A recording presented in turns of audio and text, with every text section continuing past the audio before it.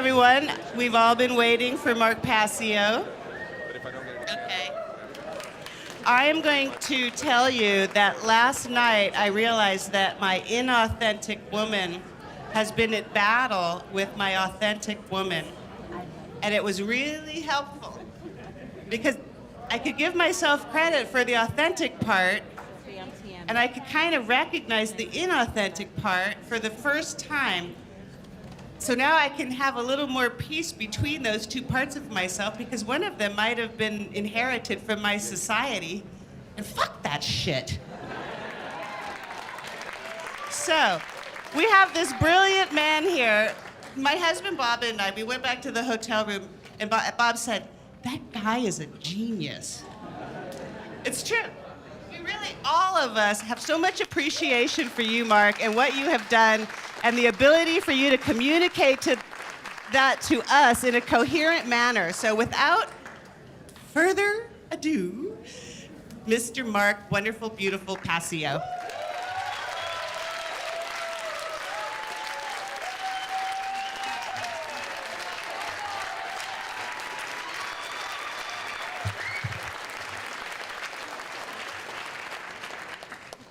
Thank you so much. You guys are so great.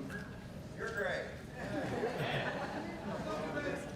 So let's get into part 2 of the unholy feminine, neo-feminism, and the satanic epi-eugenics agenda. Yesterday, I went through many of the methodologies that the neo-feminism agenda uses against women and men to divide the genders against each other and incite the gender war to weaken the entire population. I called these methods the war against the goddess because they are a direct attack on the authentic, sacred feminine that both women and men really carry within themselves. So this part is called the war against the goddess continued. After this, I'll be going through solutions that I consider we can employ to heal the divide between the genders.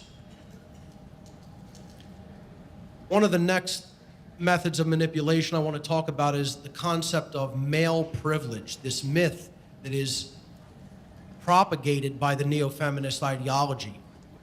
So-called male privilege is the neo-feminist idea that men are somehow given distinct social advantages over women based primarily upon their gender, just because they are men. Now, I don't know how many people in the audience or out there watching on the internet actually believe this, but I'll tell you one thing. Nobody ever gave me anything just because I'm a man. As a matter of fact, I've really kind of noticed the exact opposite, quite in fact, that sometimes open hostility can be shown because you're a masculine man in many instances, and things can be withheld. I certainly never experienced this concept of being privileged because I'm male. Looking at these couple of photos here, women making this assumption are obviously really not too much keeping in reality, in line with reality as far as I'm concerned. If we look at the percentages of certain aspects of society, you look at deaths by combat, 97% of men, 90% of people who suffer combat death are men, while only 3% are women. Industrial deaths and accidents are suffered by, that comprise 93% male deaths and only 7% female deaths. Homicide victims, 3/4 to 1/4, 76% men versus 24% women. Suicide victims, it's an 80-20 split. And in custody battles after divorce, usually, the winner of a custody suit is women by a margin of 84% to 16%. The corporate world is largely driven by women insofar as purchases of goods and services. We talked about that when we talked about rampant consumerism yesterday. 80% of consumption performed by women in society, females in society. The numbers that I got recently said that it was closer to an 85-15 breakdown, as I talked about yesterday. In politics, 54% of women are voters, 60% of the welfare recipients are female. Infrastructural workers, meaning people who actually build all of the infrastructure and technology that we use on a daily basis, are 80% of those are male. 90% of inventors and innovators are male, and 65% of the tax-paying population, which I think should go down to 0, of course, but 65% currently feeding into that system are male. So, it's difficult to see by a lot of these ratios and a lot of these statistics how there could possibly be an actual real thing known as male privilege in society. I personally don't see it as anything that is real. I see it as an invented concept to further try to drive a wedge between men and women in our culture. Women and order followers. This is another huge dynamic that has to be understood when it comes to the neo-feminism agenda and the conditioned state of many inauthentic females. Most order followers are men. This is what I talked about last year at the conference, okay? Order followers and the destruction of the sacred feminine within themselves. Order following men are the creators, the boots on the ground creators of what I call the dark New World Order, the system of human enslavement, because they're the ones who are actually doing the coercive action and the immoral, violent behavior against other human beings. But women consistently support dominators and order followers throughout their entire careers and lives. How many women support what these dominators and order followers do? I mean, they have mothers who support them and say that they're proud of their jobs and professions. They have sisters, they have wives, they have daughters, and these women in their lives continuously support them. Now, how many of their wives, mothers, sisters, or daughters would continue to sanction the behaviors of order-following men if they were to wake up to the agenda that they're being used for and what they're actually being used to create, the type of slavery system that they're being employed to create? How many women would actually say, no, I will not take part in what you're doing by supporting you in any way or even having a relationship with you in any way? Some of the memes here show what the problems are. Supporting the troops, not always logical. It's difficult to get a man to understand something when his salary depends on his not understanding it. What a great quote. And I would say it's difficult to get a woman to stop supporting a man who's doing an immoral behavior when his salary is contributing to benefit in her life and comfort in her life. See, that's what people have to be willing to walk away from, even if it creates temporary discomfort or temporary chaos in their lives. And that takes courage to do. Women's support, and again, I want to qualify, we're talking about the inauthentic woman throughout the ages, the mind-controlled woman, the socially engineered woman. The inauthentic woman has traditionally sided with conquerors, dominators, and tyrants, both during and after wars throughout history, flocking to the side of the victor or whoever is currently in control of the resources has been a historical pattern for conditioned women for thousands of years. We see this pattern over and over and over again. Women have been conditioned to simply go with the winner, with whoever is happening to control resources at any given time, in any given geographic region. I mean, after World War II in Germany, when the troops of the Allies came in and displaced the Nazis, there are countless reports that women who were with the Nazis one day were then, sleeping with Allied soldiers the next day, as if nothing had ever happened, and it was just a replacement of the physical male body that they happened to be around, because they were now in control of the region and in control of the resources of the region. And, of course, a lot of atrocities happen in warfare times, and, there's accounts that starvation was occurring. And they starved out a lot of the troops, the Nazi troops, after the war, after their surrender.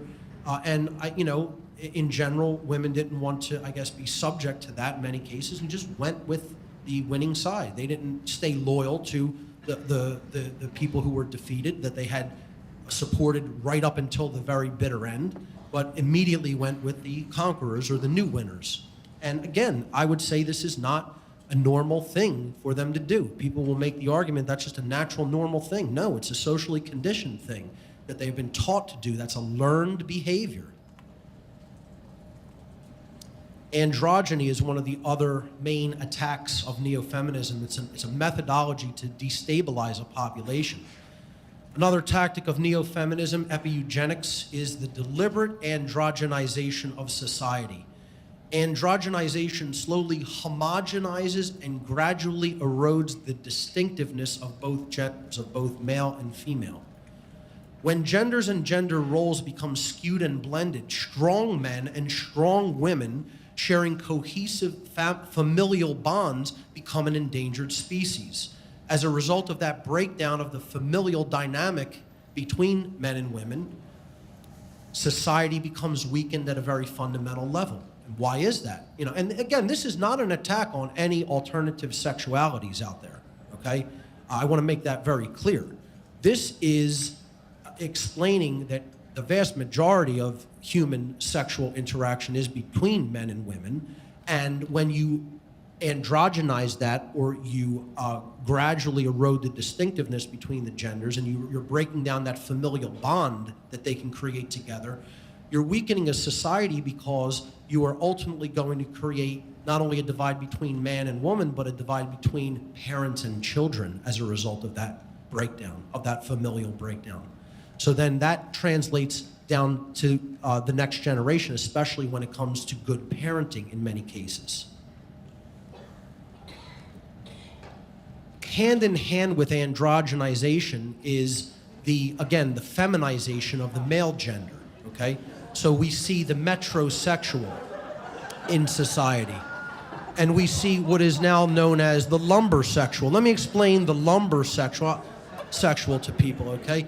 The lumbersexual is the type of man who really doesn't have inherent masculine traits, but wants to portray them anyway, wants to fake them or feign them.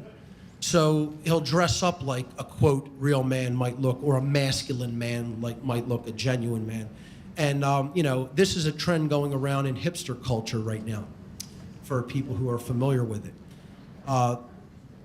The lumbersexuals are all over my neighborhood in South Philadelphia, everywhere. This meme says, "I'm so glad I don't have to actually hunt. I have no fucking clue where gluten-free tacos live." I mean, it's comical. It's funny, but it's true. It's like, we're seeing this proxy of trying to be a man, not the real thing, And again, I'm not saying everybody has to be Mr. Macho. Don't twist my words or take it to an extreme that I'm not saying.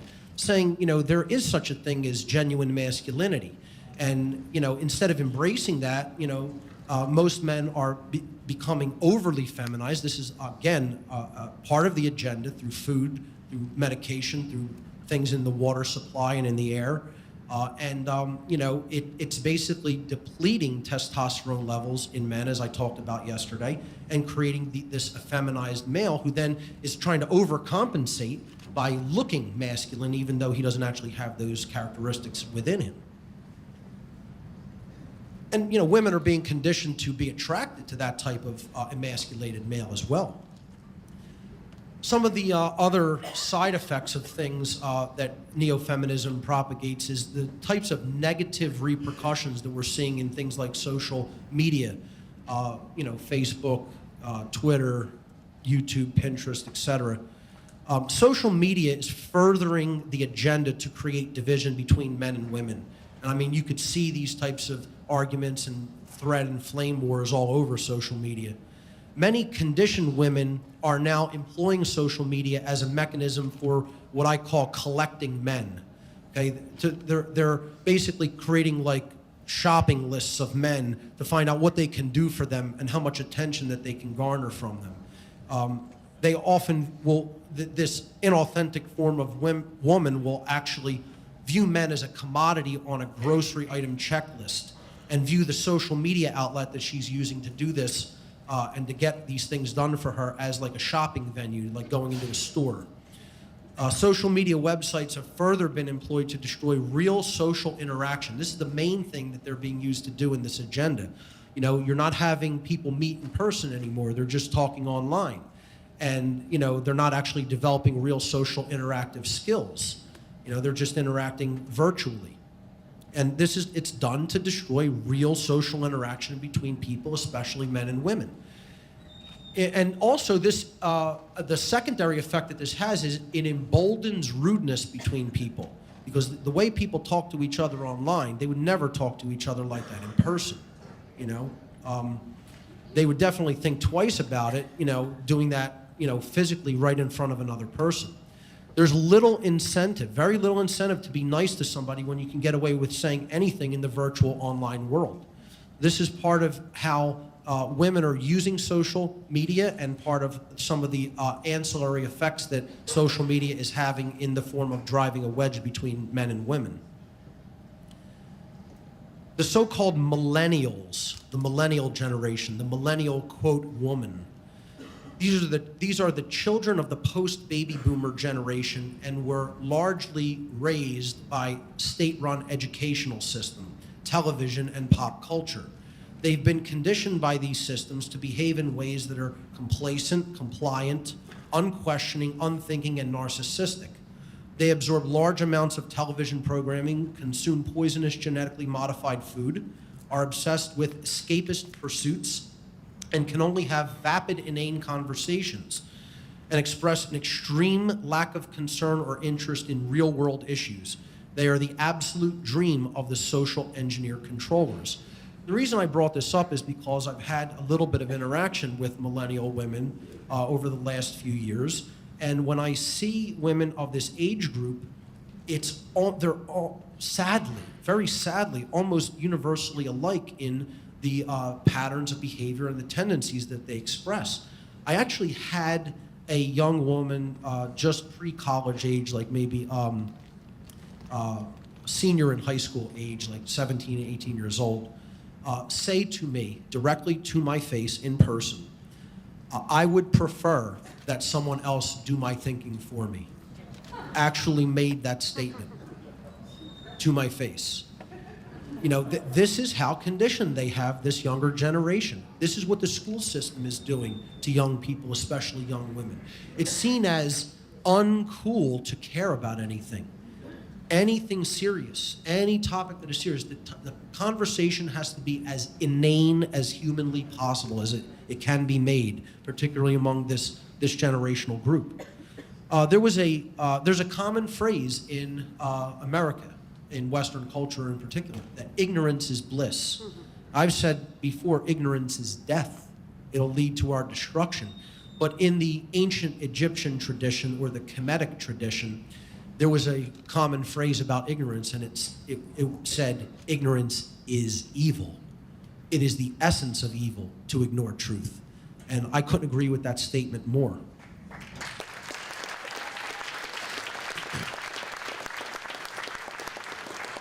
The consciousness of the so-called millennial woman has been programmed from birth by the state thanks to the complacency of their parents' generation, a generation largely that surrendered their freedom, abandoned health and nutrition for quote unquote convenience, traded their spiritual and moral values for those that they garnered from sitcom television, and handed their children over to the corporatized state where their minds were molded like clay into the types of inauthentic males and inauthentic females that we're discussing here today.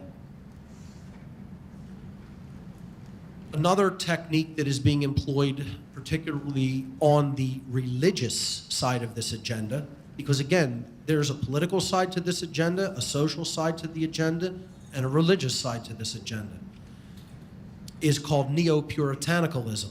And this is rampant in our society. It's a very, very unhealthy attitude toward human sexuality. A religious puritanical mindset is being slowly reinfused into Western culture by religious fundamentalism. Such religionists are demonizing consensual sexual relationships between adults and pushing the notion that normal human sexuality is somehow sinful or even evil. They try to convince people that everyone in American culture is obsessed with sex when in fact, all people in American culture are obsessed with is the idea of sex, but not the act itself. This is due to the level of sexual repression that is taking place within our culture. Every westernized culture is actually more sexually repressed now than ever before in its history. And this dynamic is becoming worse and worse due to the growing influence of this neo-puritanical ideology.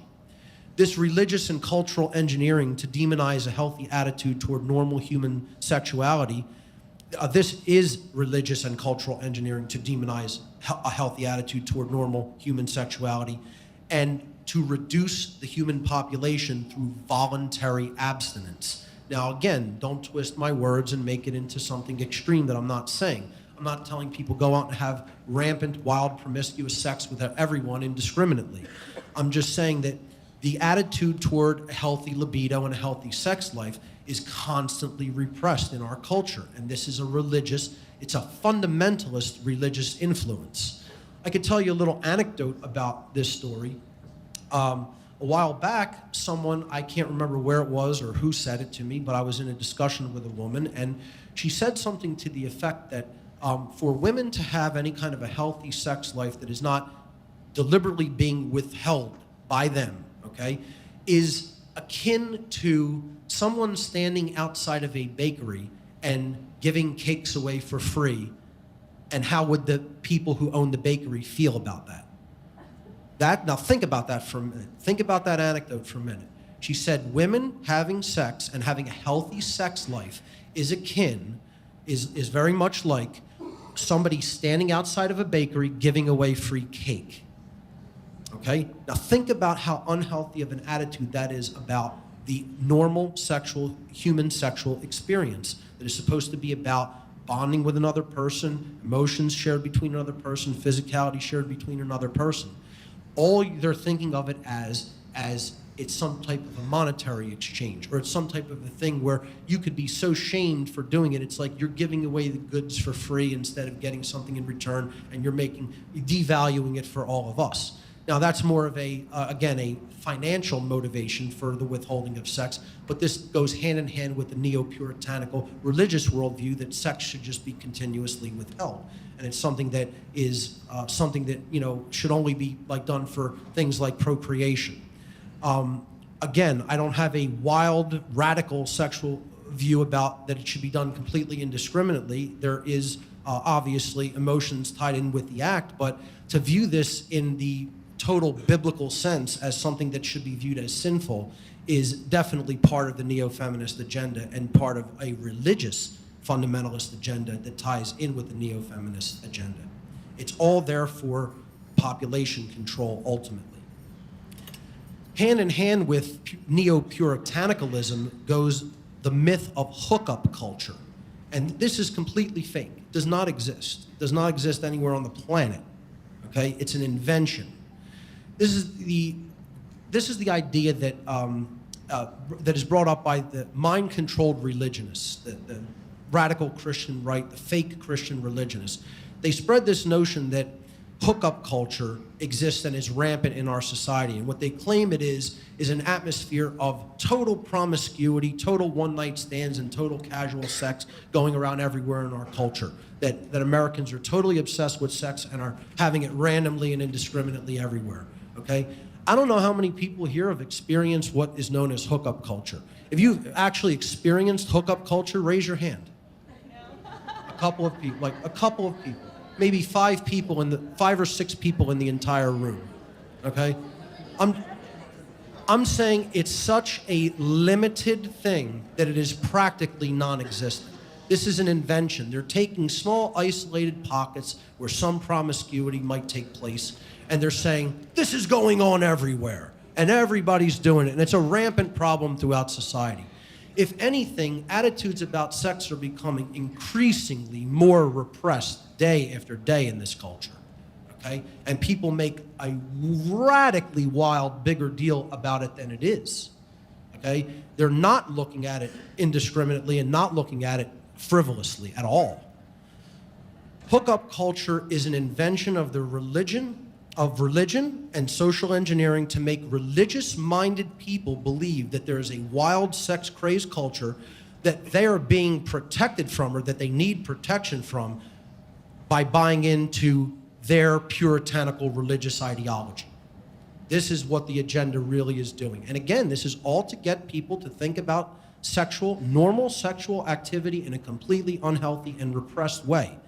So that what ultimately happens is you end up with population reduction voluntarily conducted by the population that the eugenics agenda is designed to cull, getting the herd to cull itself. Hand in hand with the fallacy of hookup culture is the fallacy of rape culture. So-called rape culture is also a PSYOP invention and is not actually taking place. This is not at all to say that rape does not take place, or it is not an extremely vicious crime and an overall problem in human society. Again, don't take my words out of context and twist them. But the claim that there is a formally justified culture of rape being propped up within our society is patently absurd. If there is any institutionalized acceptance of rape in human culture, it is in the prison system, where the highest number of rapes in America take place, and those rapes take place upon men, not women. That's where the highest number of rapes are taking place on a daily basis in the world, is in the United States prison system. The myth of rape culture is ultimately propagated by the social engineers to keep us in constant fear of each other. Now, once again, you can react viscerally if you want. Of course, does rape take place? Yes, it does. It's a crime that takes place every day. We're not talking about rape. Look at the words on the screen. Rape culture. The question is there a culture, a sanctioned culture of rape in America or any other country for that world? In some Middle Eastern regimes, yeah, there may be. In some radical Islamicist regimes, rape may be officially sanctioned religiously and in law, But I'm talking about in the West. In Western culture, there is no such thing as rape culture. Rape culture in the West is a myth. It's an illusion propagated by neo-feminists. Okay? It's done to propagate fear. Again, this is all about fear of normal human sexual interaction. This is the theme here in this section. Propagate fear of normal sexual activity. Okay? You get people in fear, they start procreating less, the population is reduced, you're seeing less of the traits that you don't want to see in the culture. This is done to keep us in constant fear of each other. It drives the wedge between the genders. For example, the phrase that you hear by a lot of neo-feminists, every man is a potential rapist. I mean, this is the most ridiculous, nonsensical thing I've ever heard in my life. And it's man-hating. I mean, that's blatant misandry, blatant man-hatred. And all it does is further isolate the genders, creating the further war, divide in the gender war. Here's one you can get as offended about as you like, and I know Bob Tuskin will love this part of the presentation. The AIDS hoax. This is another thing. AIDS doesn't exist, ladies and gentlemen. There's no such thing as AIDS, okay? AIDS is a disease that is caused by lifestyle and malnutrition, okay? HIV doesn't cause AIDS. There is no HIV test. There is simply an antibody test for HIV, which which over 60 different independent diseases can cause a positive result on an HIV test. Okay? Luc Montagnier, the co-discoverer of HIV with Robert Gallo, has publicly stated that he himself no longer believes HIV causes AIDS, and that AIDS can be cured with nutrition. AIDS was used primarily as an eugenics scare tactic. Again, it's fear. Get people afraid of normal sexual interaction. Okay, that's what dominates the mindset in particularly Western culture when it comes to sexual interaction, is fear, fear, fear, and more fear.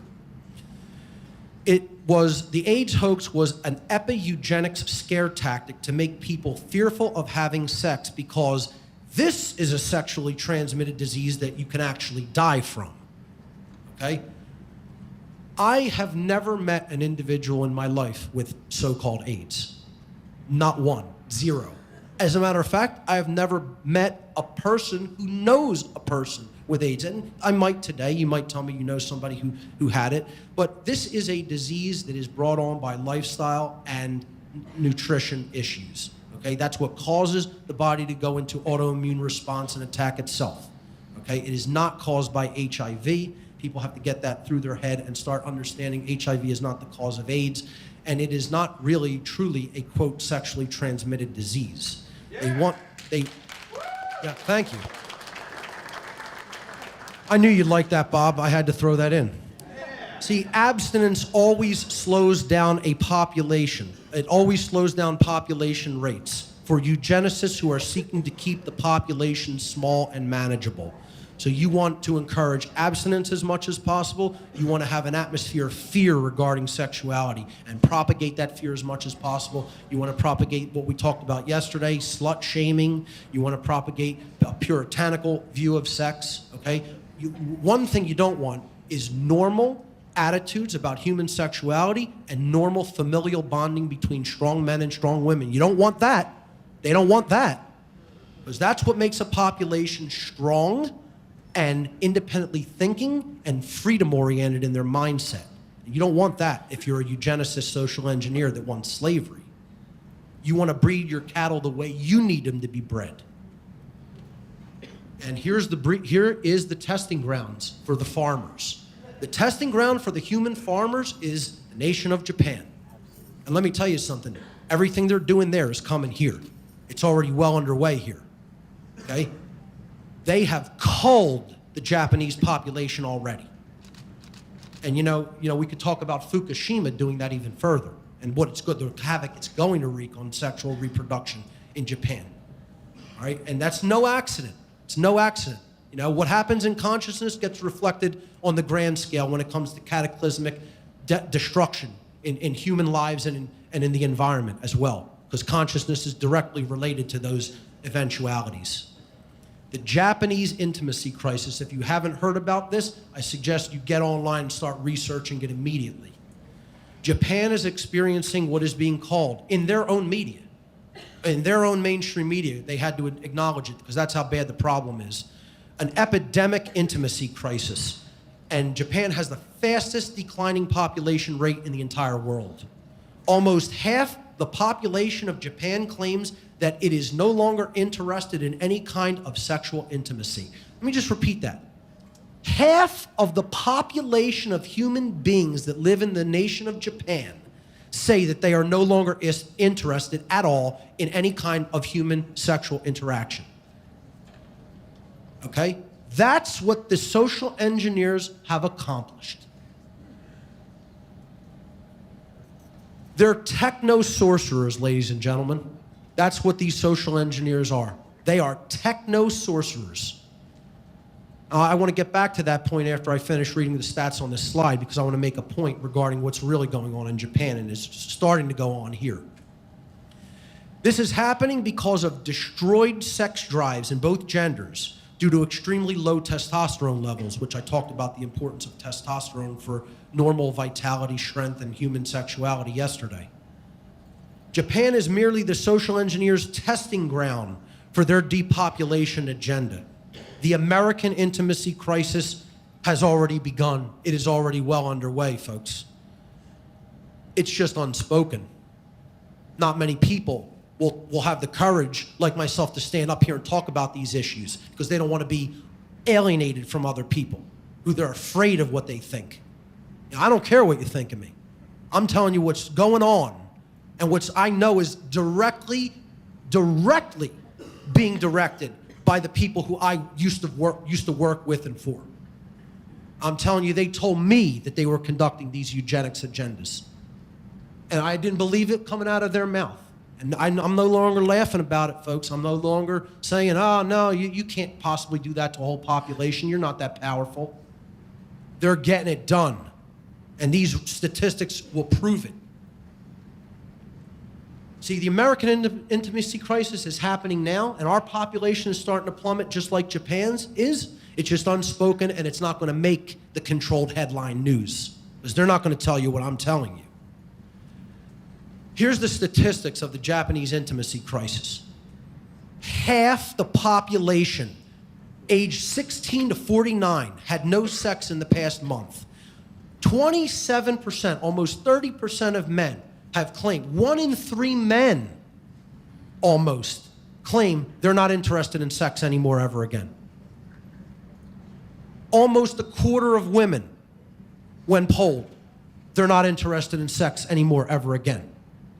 1 in 4 females, no interest in sexual activity. 61% of men age 18 to 34, not in any kind of a relationship, any kind of a romantic relationship with anyone of either gender. Half of women 18 to 34, not in any kind of a romantic relationship with either gender. 36% of men in that same age group, 18 to 34, are still virgins, have never had sex. 39%, 40% almost of women age 18 to 34 in the nation of Japan, still virgins, never had sex once, 18 to 34. Now, you look at all those statistics together and you tell me that that's a naturally occurring trend, you're out of your goddamn mind.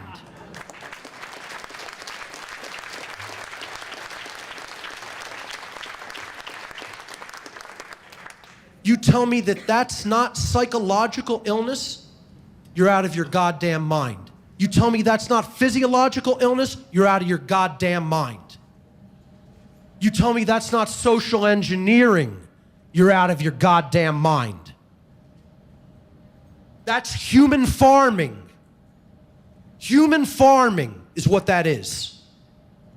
Get as offended about that as you like. That's what's going on. People should be enraged about something like that, about their ability to cull human population numbers like that. You should be enraged about it, because it's coming here now. The rise of asexualism. Asexuals are people who do not experience any sexual attraction to anyone else. Asexualism is characterized by a total disinterest in all sexual behavior. And that's what the human farmers are breeding in Japan and are going to start breeding here in the United States. They've already well begun this. Contrary to the claim that asexuality is not a physical and or psychological disorder, that is precisely what it is. This is not a naturally occurring thing in the human genome or in the human population. This is something that is brought about by absolutely demolished testosterone levels in both genders, and it is brought about by mind control social engineering regarding attitudes about human sexuality. Okay? I liken this. How many people have ever researched the people who think that their limbs don't belong to them and want to remove their limbs? Okay? This is one of the most disturbing things you will ever research. Look up like the phantom limb syndrome or something, and I don't mean like people who have had limbs amputated and think that they're still there. There are people who think, my arm doesn't belong to me. My leg doesn't belong to me. I need to get rid of it to feel comfortable in my own skin. Okay? This is an issue. It's a psychological issue going on in the brain that is a profound imbalance in the being, in their psychological makeup. Okay? And it's not a normal thing. It's a psychological illness. It's a disorder. You know, these people, you know, I'm not saying they're committing any violence or anything like that against anybody or should be discriminated against. But don't try to tell me this isn't a disorder. This is an illness. It's not normal. To look at it as normalcy, it's like you're looking at someone who's affected with profound cancer as you're just normal. You're not sick. It's an illness, folks. Let's call it what it is. Okay, and it's an example of what social engineering and low testosterone levels in men and women will result in. And it's rising by the day. The sexodus is a term used to describe a movement in which men, largely young men, who have recognized the ubiquitous unacceptable behavior of the conditioned female are, quote unquote, giving up on women altogether and no longer pursuing any type of relationship with them, romantic or otherwise. I see the so-called sexodus as a reactionary stopgap and a short-term defensive mechanism that are employed by men who realize that there's a profound problem at hand between the genders, but they only recognize the symptoms of that gender war at a skin-deep level. And so they're reacting to the symptoms, okay? They have not yet penetrated to the root causal factors that underlie the condition, which is, of course, rampant social engineering that is utilized by the control class. Almost always, when I look up on, let's say, MRA forums or MGTOW forums, which I'm going to talk about a little bit later, or type in the term sexist and see what people, particularly men, are saying about it, almost zero of these people ever mention the term social engineering or mind control. Almost zero. It's negligibly talked about, if ever at all, because these people are unaware that a dark priest class that holds occult knowledge about the human psyche is absolutely wreaking havoc on the human population who don't know a goddamn thing about themselves. And it's a piece of cake for them to do. It's like a chess master playing an absolute novice who's never looked at a chessboard. They're going to get their ass kicked hard because they don't have the knowledge to combat these psychopaths who have it. The playing field's not even close to being leveled. It's completely skewed and imbalanced, and people aren't even trying to build their way up in the knowledge of themselves to combat these absolute control freaks who are doing this. And they told me they were doing this to a point where I wanted to murder the people in the room who were telling me this to my face. That's how enraged I would get. And I knew if I did anything physical to them that I'd be killed. So I had to shut my mouth and hear what they were saying about what they were doing to the human population.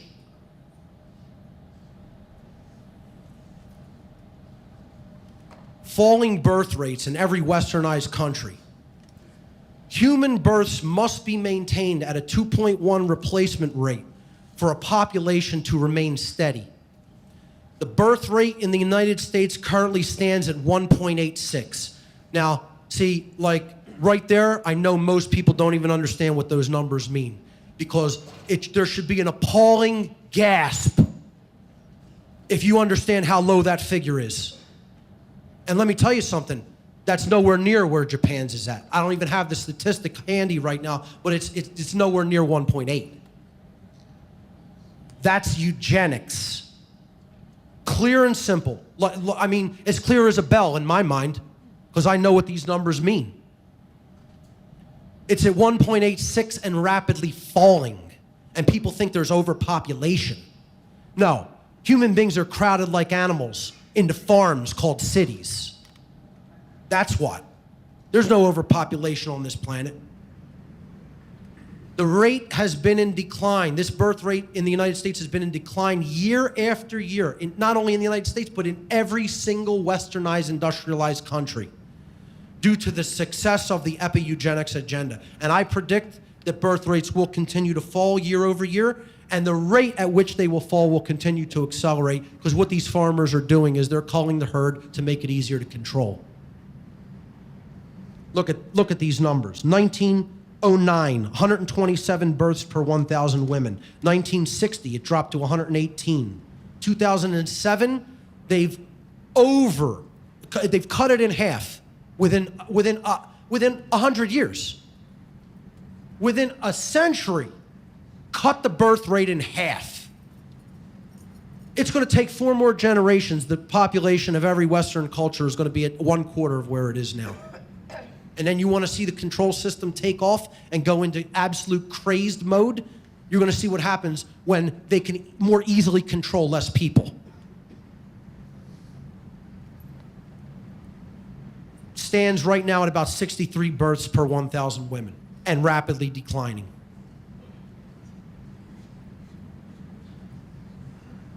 One of the biggest parts of the neo-feminism agenda is misandry, the open hatred of men. The accelerating rise of radical neo-feminism is bringing with it open misandry, the overt display of hatred and contempt toward men based solely upon their gender. Misandry is a blatant form of prejudice and unwarranted discrimination that is sadly gaining more societal traction by the day. Men are constantly being portrayed as bumbling idiots in the media and television. More feminists are taking radical, militant stances when it comes to dealing with the opposite sex, even taking this gender war at times into the realm of bitter and hateful attacks upon children. I mean, look at this image that was put on a feminist forum. All the things that they wrote on this baby and then photographed. Pig, looter, arsonist, runaway, reckless, violent, rioter, criminal, hated, wife beater, sperm bank, dispensable, deadbeat, risk, alcoholic, thug, rapist, cash point. I mean, you have to be kidding. Writing this on a child, you know? And this isn't a problem going on in society.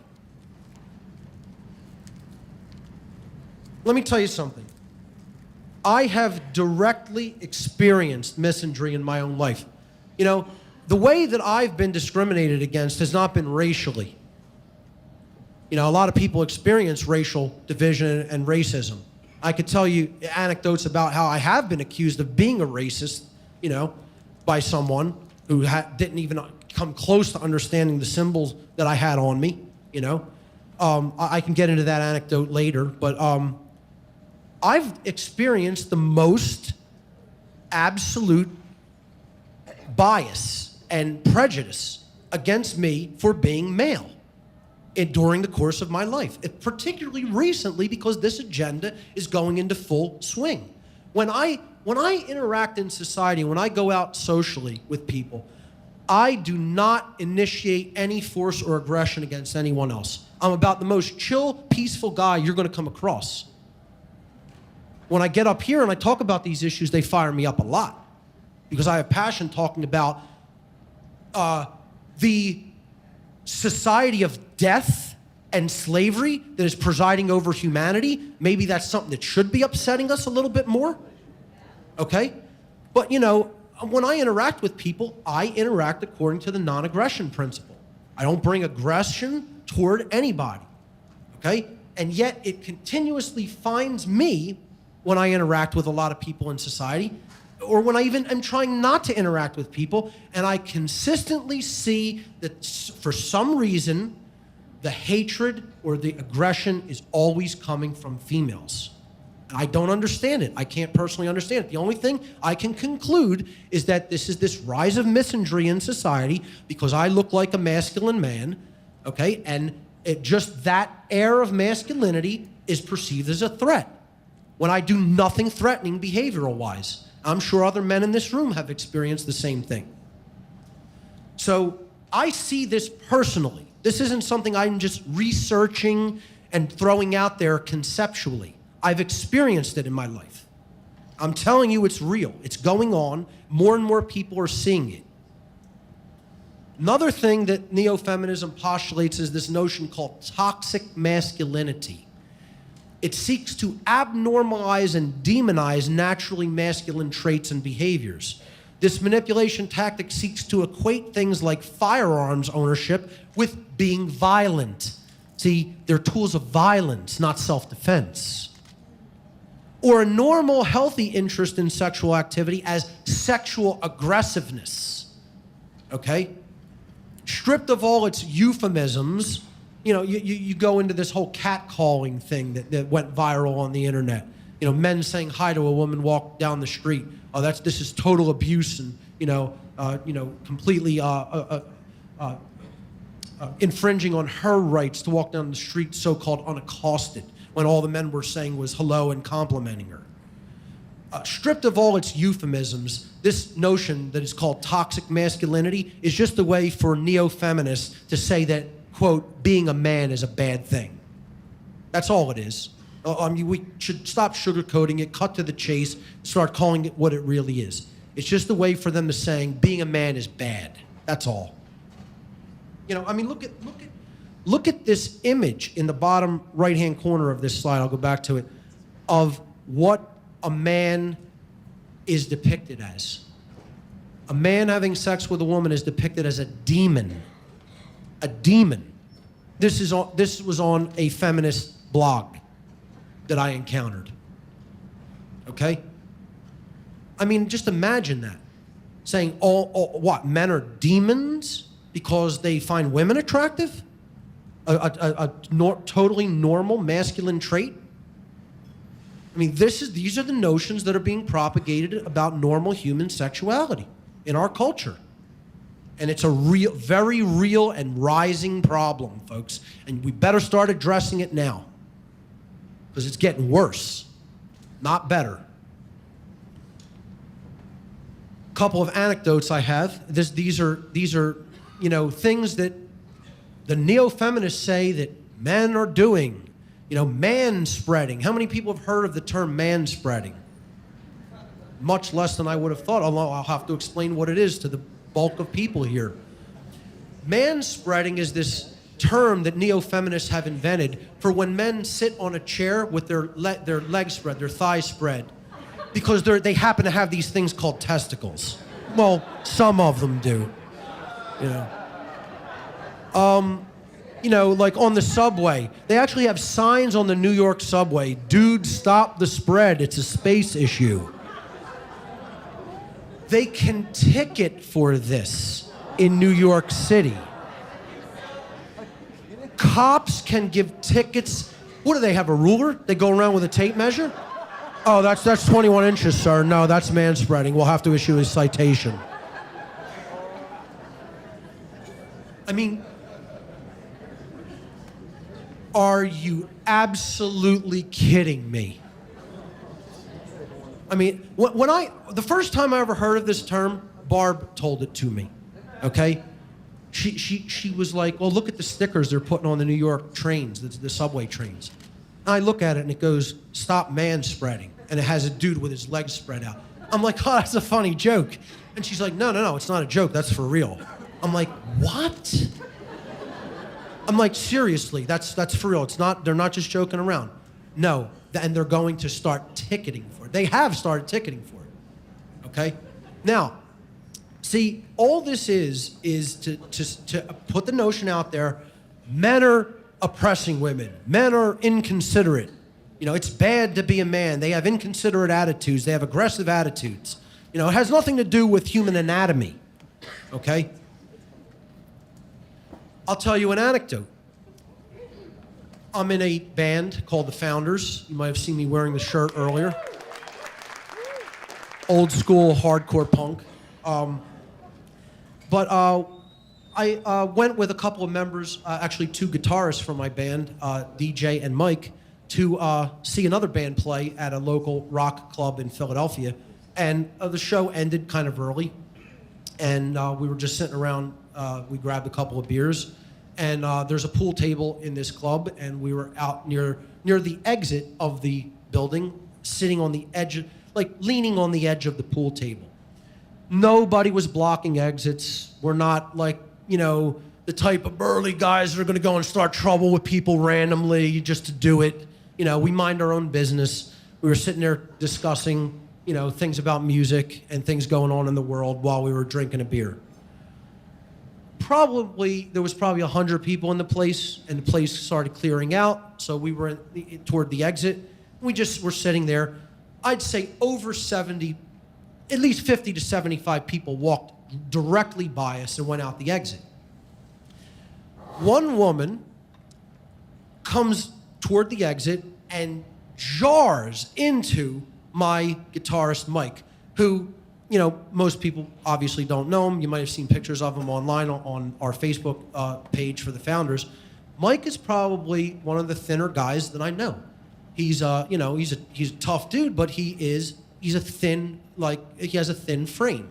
He doesn't weigh a whole lot, okay? He's does not take up that much space, let's put it that way, okay?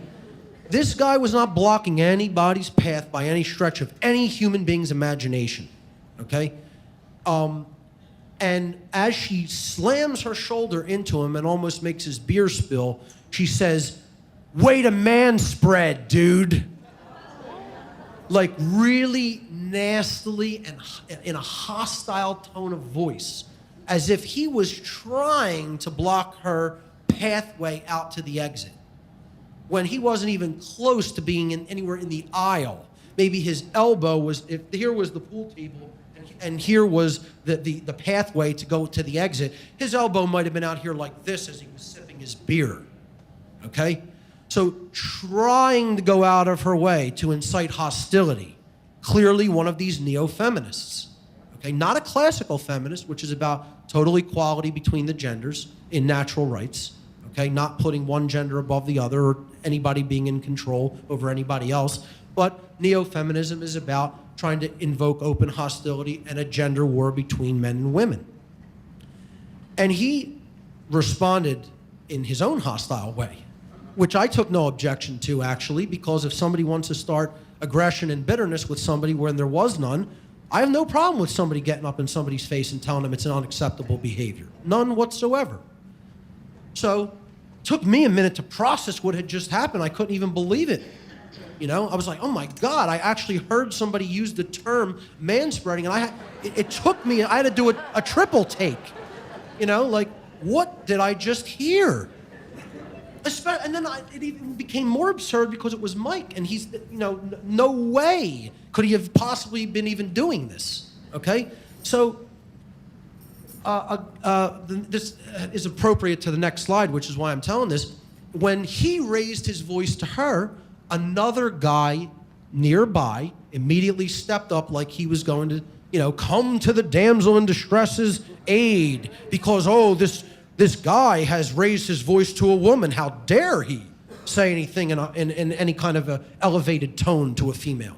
And that's called the white knight, which we're going to talk about on the next slide. And that's when I stood up and just shot the white knight a look. Stay out of it. I didn't even say the words. I just looked at him and my eyes said, stay out of this. And that was it.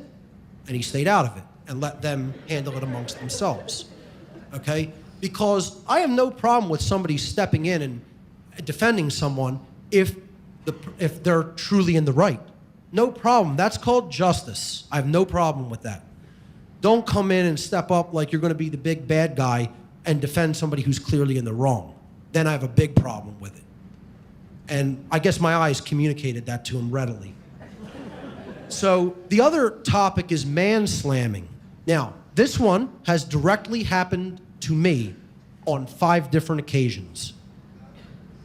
I have experienced this in the streets of South Philadelphia now 5 times. How many people know what man-slamming is? Wow, only a couple of people in the whole room. Okay, I have to explain this one. Neo-feminists postulate this notion that men are completely inconsiderate of the pathway of women as they're walking on the street, okay? And they think we're just going to keep going and keep walking and keep moving regardless of where a female happens to be walking and slam into them at every opportunity, okay? Now, I don't know about you, but I don't think anybody in this room deliberately walks down the street trying to do things like that, especially none of the men. I know I'm overly considerate when I'm watching people's pathway to see where they're going to walk and try to project that so to avoid a collision, okay? Especially in the streets of South Philadelphia, which can get narrow in some places and busy in some places, okay? Over the last, I'd say 3 months, 5 women have walked, and I mean, look, I think my perceptions are pretty good. I think I pay attention to my environment pretty well, okay? And I don't think that I invent things that are happening. And for the first couple of times, I thought maybe that was happening. Like, am I imagining this? Is this like really happening? Because what they're doing is almost playing a game of chicken with men and trying to make a man deliberately go out of his way to move so as to avoid a collision because they are going to not yield and just come right at a guy to slam into him as hard as possible, okay? Which I don't even understand why you would want to do that to another human being or to yourself. But again, this is rampantly out of control ego is what this is. To try to what? Prove a point? What? To say, what do we have to do now? Bow as you pass? Like, and go like that? Shall I curtsy? Shall I wear a skirt and curtsy as you pass? Okay? You know, we can't walk on the right side like traffic does on a street or highway and just pass each other politely and cordially anymore? No, apparently we can't due to this gender war. Okay? So, and this happened a couple of times, and I'm thinking, well, maybe it's my imagination. And then, no. After it happened a third and a fourth and a fifth time, I'm like, this is a deliberate thing that's being done. They clearly have this idea in their head that I'm going to do this. And it's always young women. It's always women like 20 years old, 21 years old, college age. Okay, coming directly out of the social Marxist, communist-run schools, which we're going to talk about, that this agenda is an agenda of communism in addition to being an agenda of Satanism. And they're hand in hand, folks. By the way, they got the same high holiday, don't you know? May 1st, Walpurgisnacht. Okay? That's not an accident. You think May 1st is the high holiday of communism and Satanism by accident? Yeah, keep believing that. So, man-slamming, okay? Deliberately walking into a man to try to prove he won't move for you. Now, this happened to me 5 times, and it was attempted a 6th.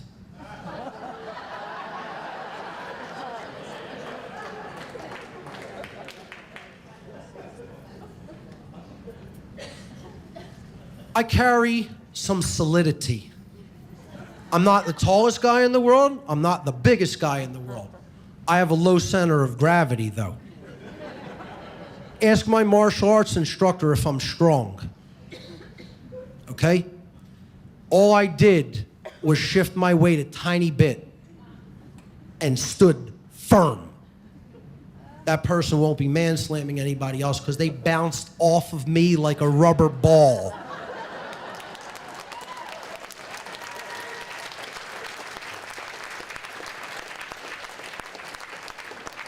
And all I did was stand where I was. I didn't try to lay a shoulder in. I didn't raise an arm. I just showed, we want to play that game, we'll play it. And you'll lose, but I'll play. And we'll see where your ego goes if you fall over into the street.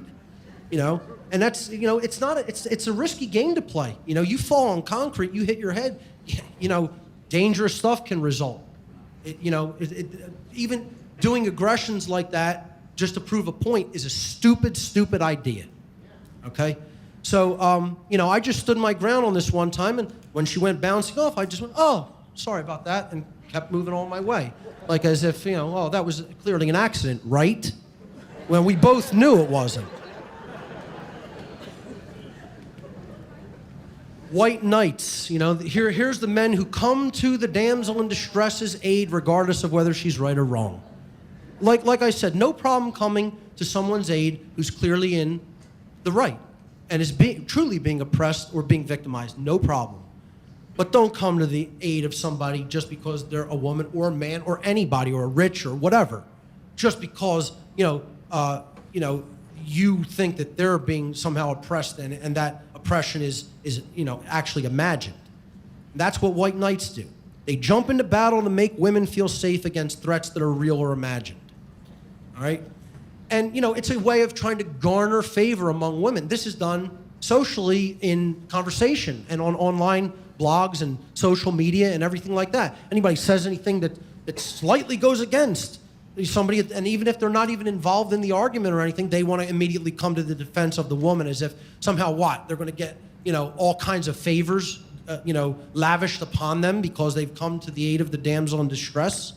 And you're seeing men join the neo-feminist movement in bigger and bigger numbers. And they don't even understand the distinction between classical feminism and the neo-feminist form of feminism at all. They just want the approval of women who are in this movement to be looked at as cool by them and be looked at as on their side. That's all. Part of the reason they do this is because of social ostracism taking place in our culture. Most men, quote-unquote men, will refuse to stand up to conditioned women and confront them on both the fallacies they've been conditioned to accept and their associated unacceptable behavior.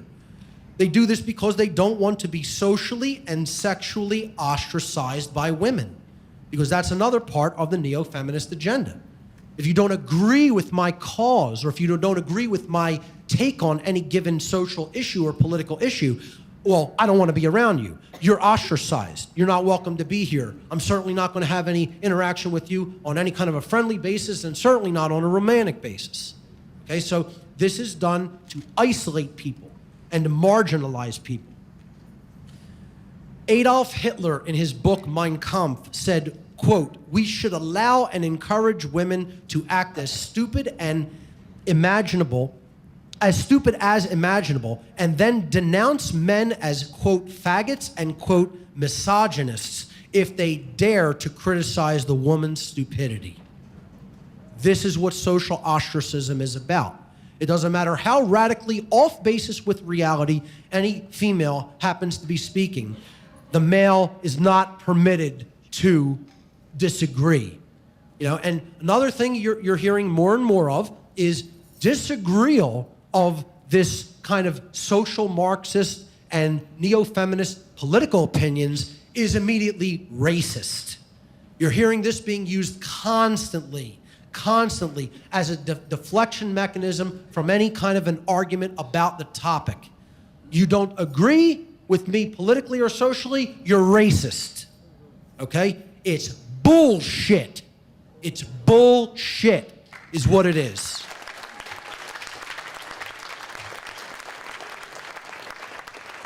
I don't even see race. Race is not even a factor in anything I consider. I've told people from day one I'm about ending all forms of slavery. Slavery in all of its forms. Okay, that's what my entire philosophy is about. Slavery is inherently illegitimate and it needs to be ended in all of its forms. Okay, and this isn't a eugenics program against any color population. It's a eugenics program against humanity. It's a war on you. That's what this program is. And it's waged through political correctness, politically correct speech. Political correctness is a method of limiting free speech. Many women have been conditioned by the neo-feminist agenda to censor those around them, not to talk about these gender-related issues and other important political issues. Men have been conditioned by the neo-feminism agenda to censor themselves. Self-censorship is being conducted by men because they don't want to be socially ostracized. They fear the risk of being ostracized by most women if they dare to speak out. Well, like I said at the beginning of this presentation, I don't give a damn who likes me. I'm speaking the hard, unpleasant, uncomfortable truth, and I don't care if you like it, and I don't care if you like me. I'm not here to be liked. I'm not here to be your friend. I'm here to speak the truth. That is what I am charged to do, and that's what I'm going to do.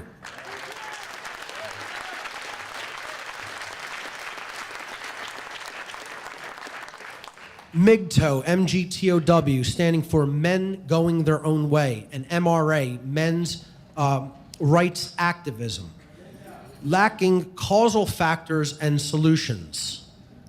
Men's movements like MGTOW or MGTOW, Men Going Their Own Way, often portray women as evil, flawed by their nature, and solely responsible for the downfall of humankind. They often push an erroneous and divisive belief that the current condition of the female mindset is the result of what they refer to as female nature, when in fact this mindset is a product of complex, lifelong social engineering that affects the vast majority of women, and most certainly is not the nature of the female of our species, as I'm going to get into in a future slide. Okay? This is the problem with their analysis. They understand the symptoms, but they do not understand social engineering as the causal factor. It's like somebody thinking that all psychopaths are primary psychopaths, and they're just born that way. And they don't understand that there is a condition of psychopathy. The vast majority of psychopaths are not primary genetic psychopaths. They, in fact, are secondary psychopaths. That the psychopathy, their inability to feel emotion or to experience human empathy, is due to conditions that occurred to them during their lives, past traumas that they experienced. Well, social engineering is a form of mass trauma. that's taking place against the psyche of the female of our species, okay? And it is the reason that these behaviors manifest themselves. It is not that way from birth. If this hidden hand of the social engineers were not continuously repressing true human female nature, the inauthentic women would not be behaving the way that they do in our society. We have to understand that. You start blaming it on women as a species, as just, you know, the gender. We're getting further down the line of the gender war and divisiveness between the genders. You're not working toward healing the divide. And you're actually missing, you're thinking from an absolute flawed, axiomatic point of view, because you haven't actually done enough homework to understand how this is being done. I told you, when I go on MGTOW or MRA forums, it's almost it's almost negligible when they are talking about any forms of social engineering, and the term mind control just never comes up. Because if they do ever talk about it, they'll talk about the societal influences. That's the euphemism they'll use. They won't call it mind control, which is what it really is, okay? They have no knowledge of it because they have no knowledge of the occult. Zero.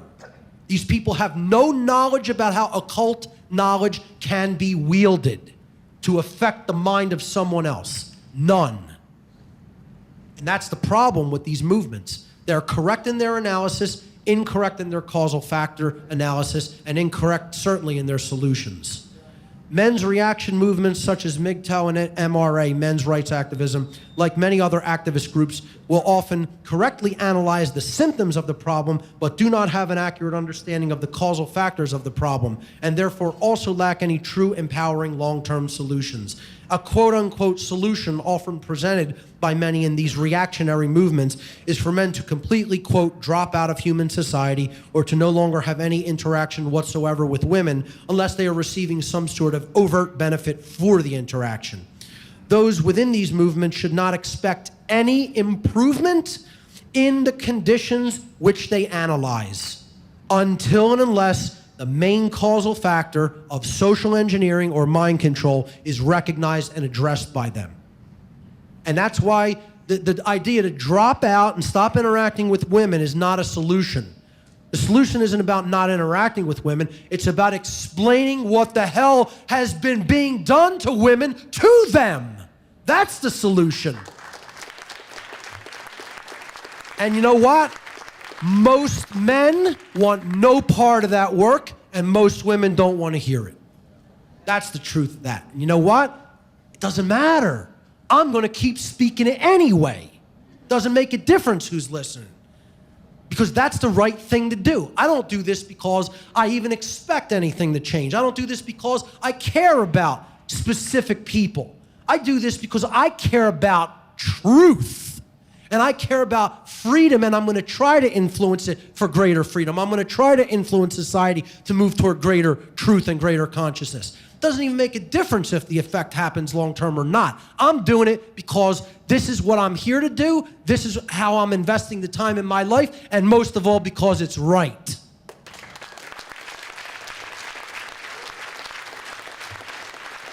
So I see things a little differently than even the MGTOW community does, okay? The blue pill, you know, the traditional blue pill path, and then you have the red pill path, which is what the arrow jutting off that symbol is. Well, I think really, you know, the truth is in an entirely different direction from both of those.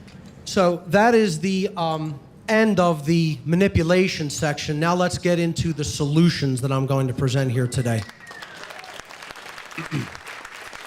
I call this section the rebirth of the goddess. Solutions, the alternative title for this section, it's not only called the rebirth of the goddess, but these are the solutions for healing the gender divide. The first thing we have to understand that when we're talking with people about this, many people have been conditioned to believe these things or to accept these methods of manipulation and mind control their entire lives.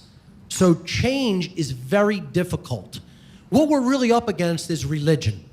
If you haven't figured that out yet, folks, I don't know what to tell you, okay? These beliefs are religious beliefs They comprise a religious belief system in these people's minds. Religious beliefs are constantly programmed into the psychology of a person, particularly into the subconscious mind, never to be questioned. Okay? Just like the belief in authority, just like the belief in money, just like the belief in cultural religions. It's anathema and heresy to question these religiously entrenched beliefs. So, you see this politician asking people who wants change, and everybody has their hand raised like, oh, give me some of that change. And then he says, who wants to change? And then everybody's just like this. Hands down, heads down, like, no, not me. I'm fine the way I am. No problem here. Nothing required on my part to do or to change within myself. I don't want any part of that activity. There are two primary choices in life: to accept conditions as they exist or to accept the responsibility for changing them. And that's what you have to ask yourself, ladies and gentlemen. Which side of that coin are you on? Either you're an agent who is trying to influence change, or you are a person who's just accepted the default conditions as the status quo. Why is change difficult? Why specifically is change so difficult? And I'm going to go to the words of one of the doctors who I told you to research in the epigenetics section of this presentation, Dr. Joe Dispenza. Why is change difficult? Most people spend a great deal of their day unconsciously feeling and thinking from past memories. They do this because they have hardwired those experiences by repeatedly thinking of them and by associating many other experiences with them. Now, what did we say epigenetics was? Epigenetics was changes in the physiology and the psychology due to changes in consciousness. So if you are constantly wiring your brain to think a certain way, there's a very good chance it's going to continue to think that way because that's its comfort zone. And you're chemically rewiring it to continue along that patterns and those pathways.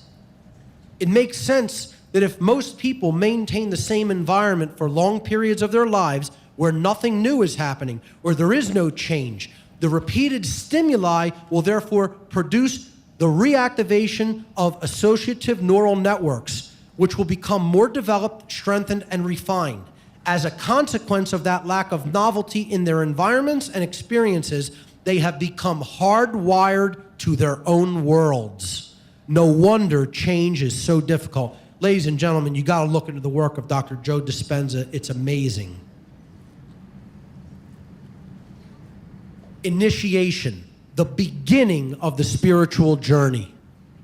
Okay? So change, yes, we recognize fully change is difficult, but you have to start.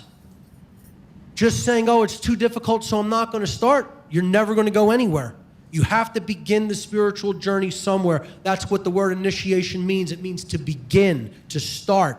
The dark occultists that I work with, the Satanists in the grottos that I was a member of for brief periods of time, they had a phrase that they called the human herd.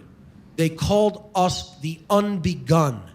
It's the most esoteric term I've ever heard applied to the bulk of the human, the masses of humanity. The unbegun. Because they said they don't even understand what initiation is. They don't even understand beginning a journey in consciousness at all. They haven't started in any place. Not even one place have they begun. And so they call them the unbegun. The other thing they call them is the dead. They refer to human beings as the dead because they say there is no activation in thought, emotion, or action within the population. And therefore, since those are the three main expressions of human consciousness, and they are all essentially deadened, that for all intents and purposes, they are a just animated clump of matter that actually contains no life, and therefore they call us the dead. And they absolve themselves of their immoral behaviors toward the population because they say, We're not doing that to any living entities. They're already dead. Literally, call us the dead. It is no measure of health to be well adjusted to a profoundly sick society. So if you're one of the people who may be out there watching some of these manipulation tactics and all the aspects of the neo-feminist agenda, and you're saying, I have no problem with that, you're part of the problem yourself.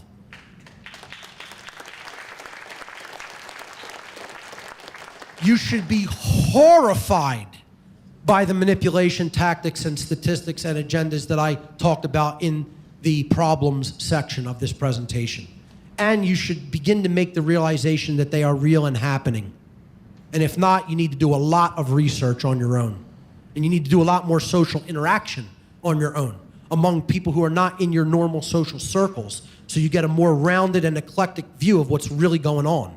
That's a big problem for most people. They tend to hang out in their own little circles around people who are just like them, and they think everybody's like this. Nonsense.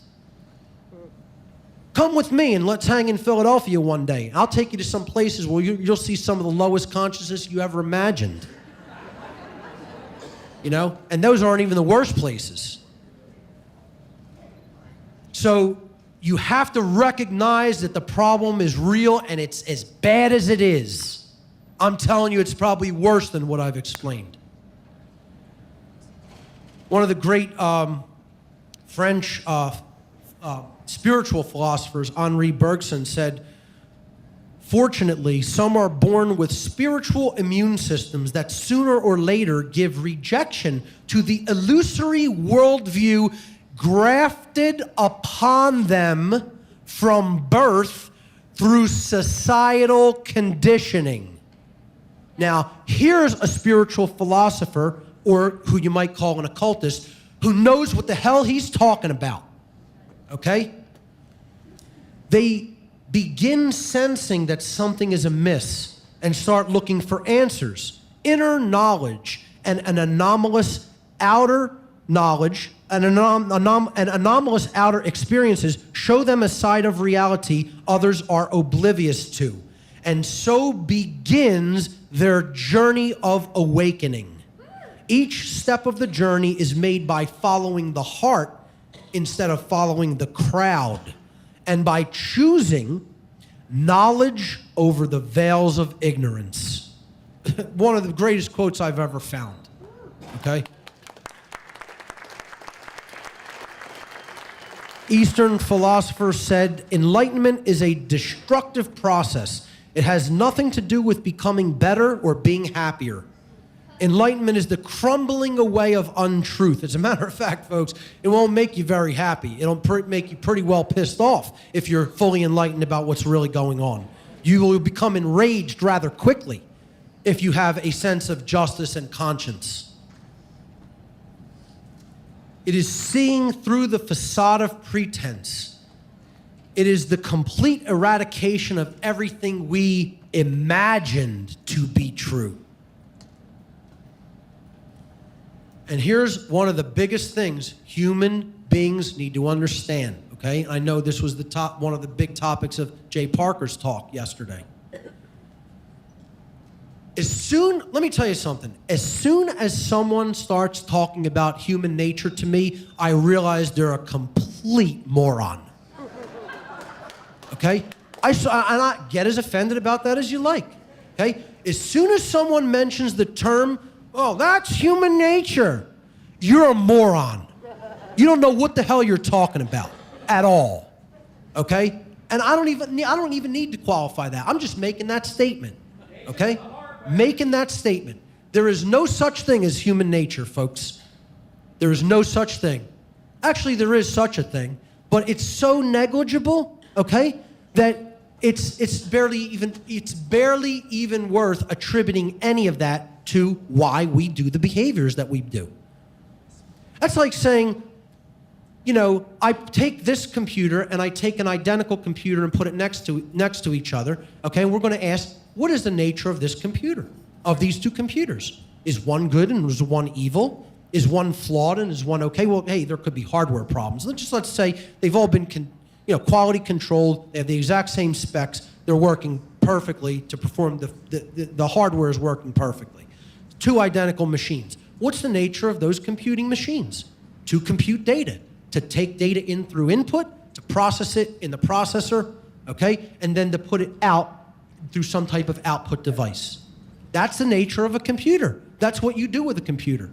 What determines whether the computer performs efficiently or not, okay? What are the qualities that the computer has to have to work efficiently? It's got to have a good file system format on the hard disk drive.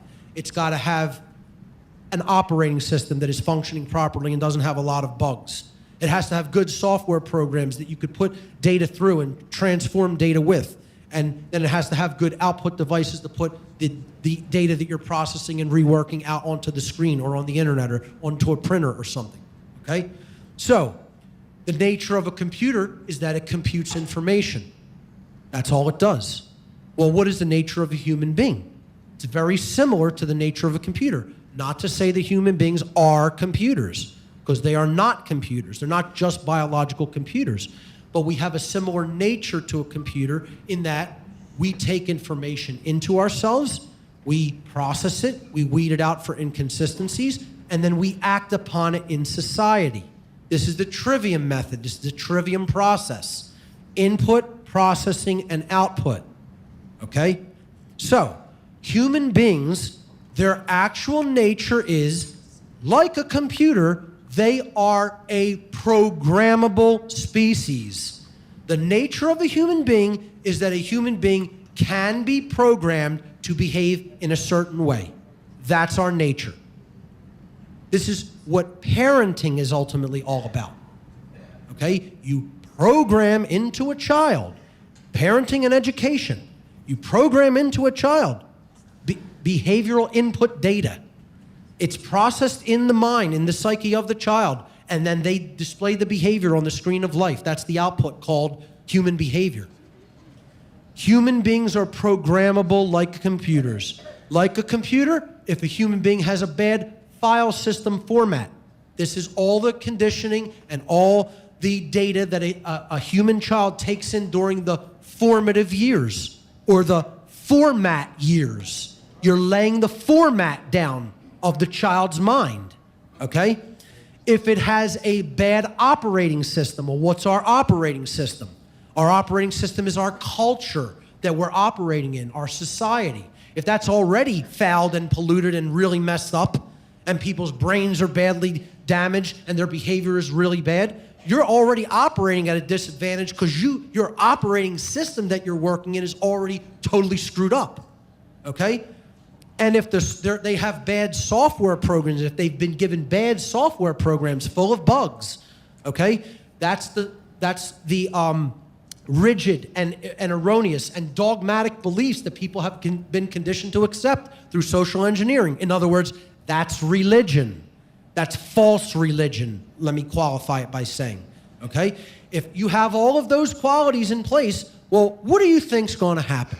You think the person's going to be a well-adjusted person? You think they're going to really have a lot of knowledge? They're going to be a person who really behaves properly toward other people, who wants to uplift consciousness, who wants to uplift themselves and others? Good luck. Good luck with that. You ain't ever going to get that in those conditions. Never. Can't happen. Not only won't it happen, not possible to happen. Okay? You have all of those things. The file format, which is the formative programming of the child, the operating system, and the software programs, meaning horrible belief system in place, you're going to get bad output on the screen or on the internet or on the printer. And those output devices are called human life. Don't expect any good output on those devices, on that device called life. You're not going to get it. You're going to get junk output, garbage. So if, you know, and once that's bad for multiple people, it collects, it grows in the aggregate sense. And then you have deteriorating conditions in the aggregate scale, the mass scale of humanity.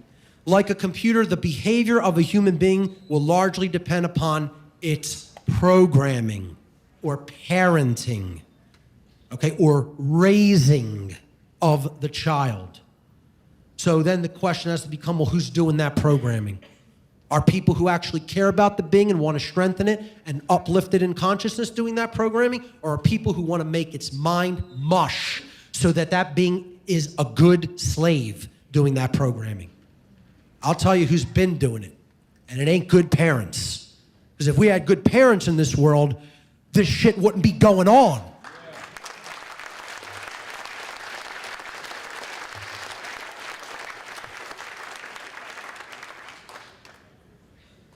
The quality of the behavior that a human being outputs onto the screen of life is going to be largely dependent upon the programming that that being receives. And that programming means the quality of the information that that being is receiving, which enables it to process and create effectively, to understand its environment and to create its environment in a way that is bettering and uplifting for itself and everyone around it, okay? Now, that means all of the information coming in. That means food, air, water, and actual what we think of as information, as data about things going on in the world. All of that has to be pure and non-polluted, okay? Or you're going to get errors in the biological system, errors in the psychological system, okay? If garbage goes into a human being, garbage comes out of the human being.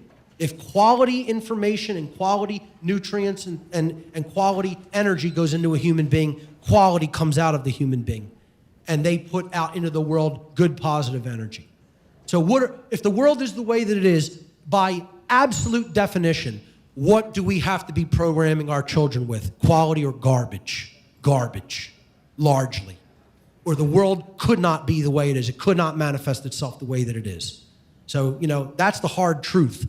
That's what human nature is, folks. Not just one way, oh, it's good or bad, or this is just the nature of how people behave. They're always just going to be programmed by their genetics to behave that way, and there's nothing they could do about it. Nonsense. We have free will choice. We exist in a free will universe. You always have a choice. You're not controlled by your genes. Consciousness precedes gene expression.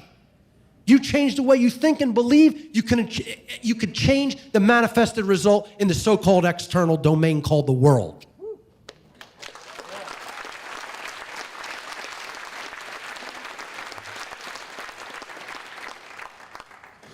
My next solution, the first thing is you have to understand what human nature really is and get this absolute bullshit notion of Darwinian scientism, so-called survival of the fittest nonsense form of evolution out of your mind when it comes to what human nature is or why people behave the way that they do. And if you believe that shit, you're under total mind control, folks. I don't know how else more plainly I could put it. It's nonsense.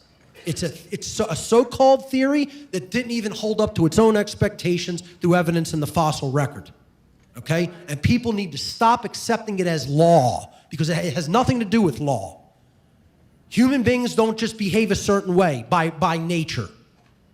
They learn their behaviors. This whole argument of nature versus nurture is a crock of shit and has to be put to rest. It's almost all nurture. It's almost all what we're being taught or not taught by the generations that came before us and our own parents and our teachers, so-called teachers and so-called leaders that are supposed to care about us in society and don't give a damn. They're programming us with garbage, and we're expecting quality output in life. Doesn't work that way. Never going to work that way. The next solution, understand who directs this agenda. And believe me, it is being directed by these groups and individuals. You don't have to believe me. Dig your own, hey, it's your own funeral.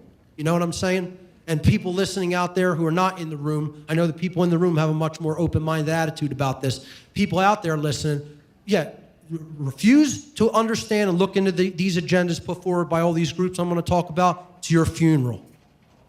Because believe me, they're working on it. And they're getting it done already.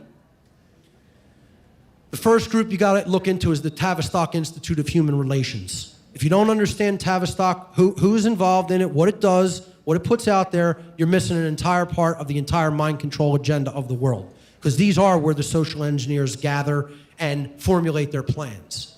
okay? The book by John Coleman is indispensable reading. Anybody who has not read this book, it's unacceptable. You need to read the book, The Tavistock Institute of Human Relations, to understand this mind control think tank. Another group you got to look into, Coleman has also wrote a book on this group. It's called the Club of Rome. Directly connected with the Vatican, directly, absolutely responsible for the implementation of the population control or eugenics agenda on this planet.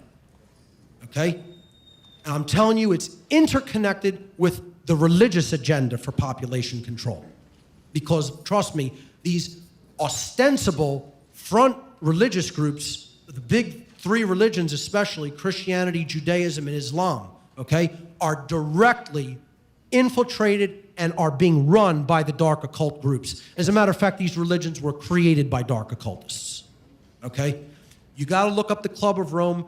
When I was involved in Satanism, this is the organization that was continuously just dropped. The name was dropped over and over again of some of the people who were higher up than me in the hierarchy saying, we think, from just understanding a little bit about your qualities and your personality, we might want to try to get you involved with.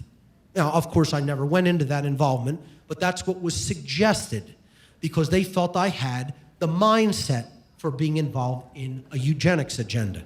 And you know what? I did. And you know what? I still do. How's that? You want a shocking revelation for Free Your Mind 4? I am a eugenicist. A true eugenicist, not a dysgenicist. See, what a real eugenicist wants is it wants good breeding. That's all the word eugenics means. It means I want people to be bred upward in society toward higher states of awareness and higher states of consciousness. The prefix or the noun, the adjective you, epsilon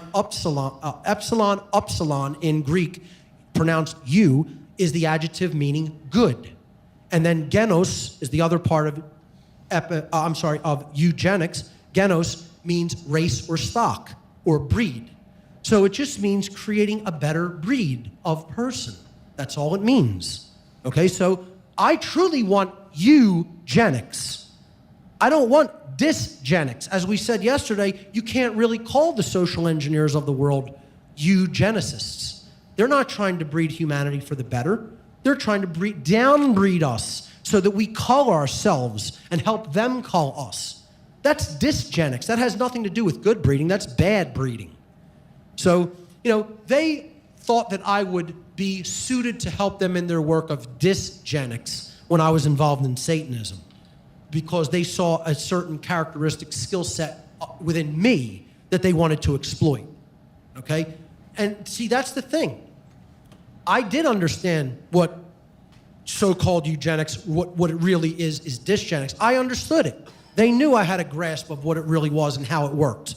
That's why they wanted to bring me involved in that agenda, okay? It's part of like understanding a psychopath. You can't really deeply understand the level of evil that's going on in the world unless you can put your mind into that mindset. This is part of the problem, folks. People can't envision evil.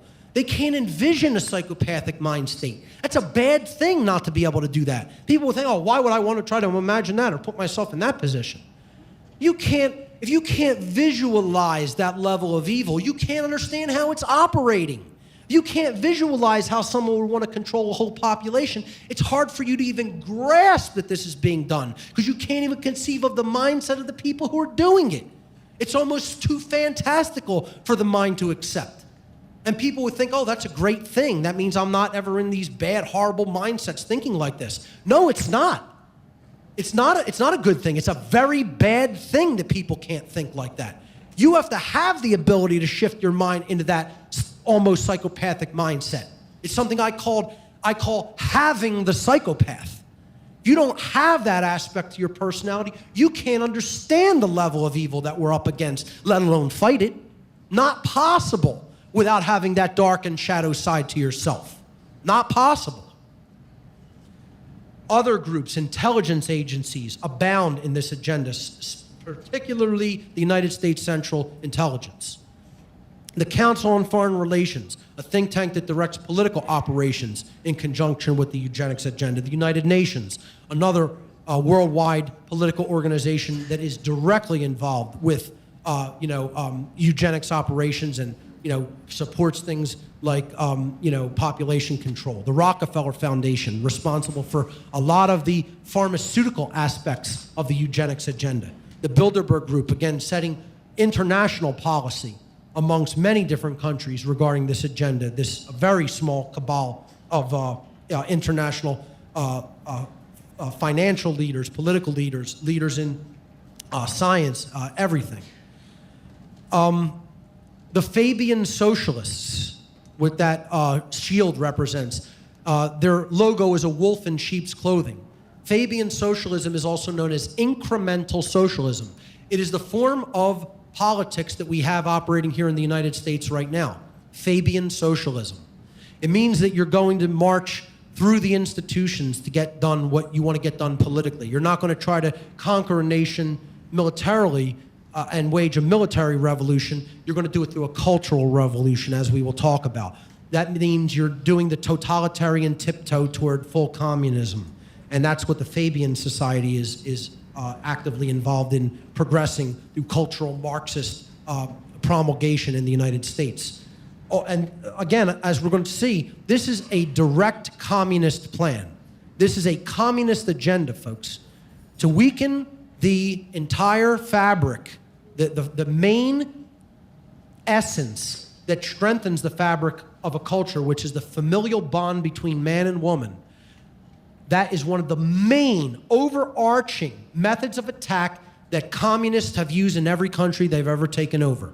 And they are well entrenched in the United States, and they're getting it done. They are a cohesive unit operating through mainly the public school system. Organized religion. Every so-called cultural religion out there ultimately behind the scenes is actively involved in the dysgenics agenda and the population control agenda. This is what these absolutely ridiculously outnoted ideas about human sexuality are all about, okay? They're putting out these ancient views of human sexuality that are all about repression of the natural sexual dynamic and energy between men and women. And that's a deliberate part of the agenda. So you think that all these religions are separate. They're not. They're all working behind the scenes on the same accord. Okay, it's like just like politics. Except we think we have a three-party system here instead of a two-party system. All right? It's all the same people behind the scenes. It's directed by the dark occult agenda, the eugenics agenda, and these are just fronts for those groups. You have to understand that. So many people are attached to their religion, and they think their religion is right and all the other religions are wrong. They're all invented to divide humanity. They're all invented to give people a rigid belief system so that they don't understand what's really being done. They all have a seed of truth within them where most people wouldn't buy into them. So at the core, yeah, there's a seed of truth. But all the other trappings and laws and rituals and all that other stuff is just there to throw you off the path of truth. And put you into a box and say you shouldn't consider anything outside of this box. Here's the real religionists that lie behind the so-called cultural religions. It's all invented by the same people, folks, and it has been run by these people for tens of thousands of years. Okay? This is the main bulk of my work and what I talk about, the dark occult.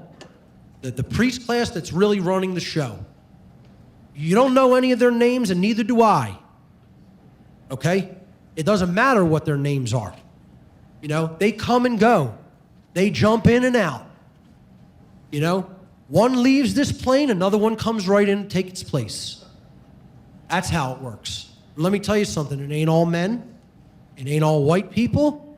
It ain't all Jews. It ain't all Freemasons. It's an eclectic, worldwide variety of human beings in every walk of life, and I'm telling you, there's probably some sitting in the room. Just a real quick anecdote.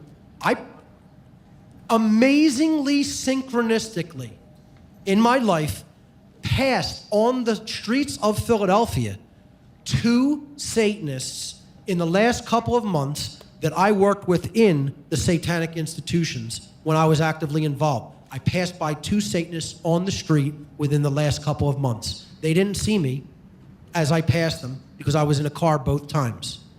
And I'm telling you, if I passed by 2 people that I personally recognized from my involvement, I am guaranteeing you they are all around us. My attitude is starting to be readjusted about the numbers of these people. The numbers are bigger than I think I had previously imagined. Because if that kind of frequency can happen, I guarantee you there's so many you have absolutely no idea. So this is something, this religion is ancient. You have to understand, these people have been breeding on the earth for a long time. And they've been performing these eugenics operations for a long time. I'm not trying to make them sound all-powerful and that we can't stop them, but I'm just trying to help you to understand. You have to really understand who's running this show.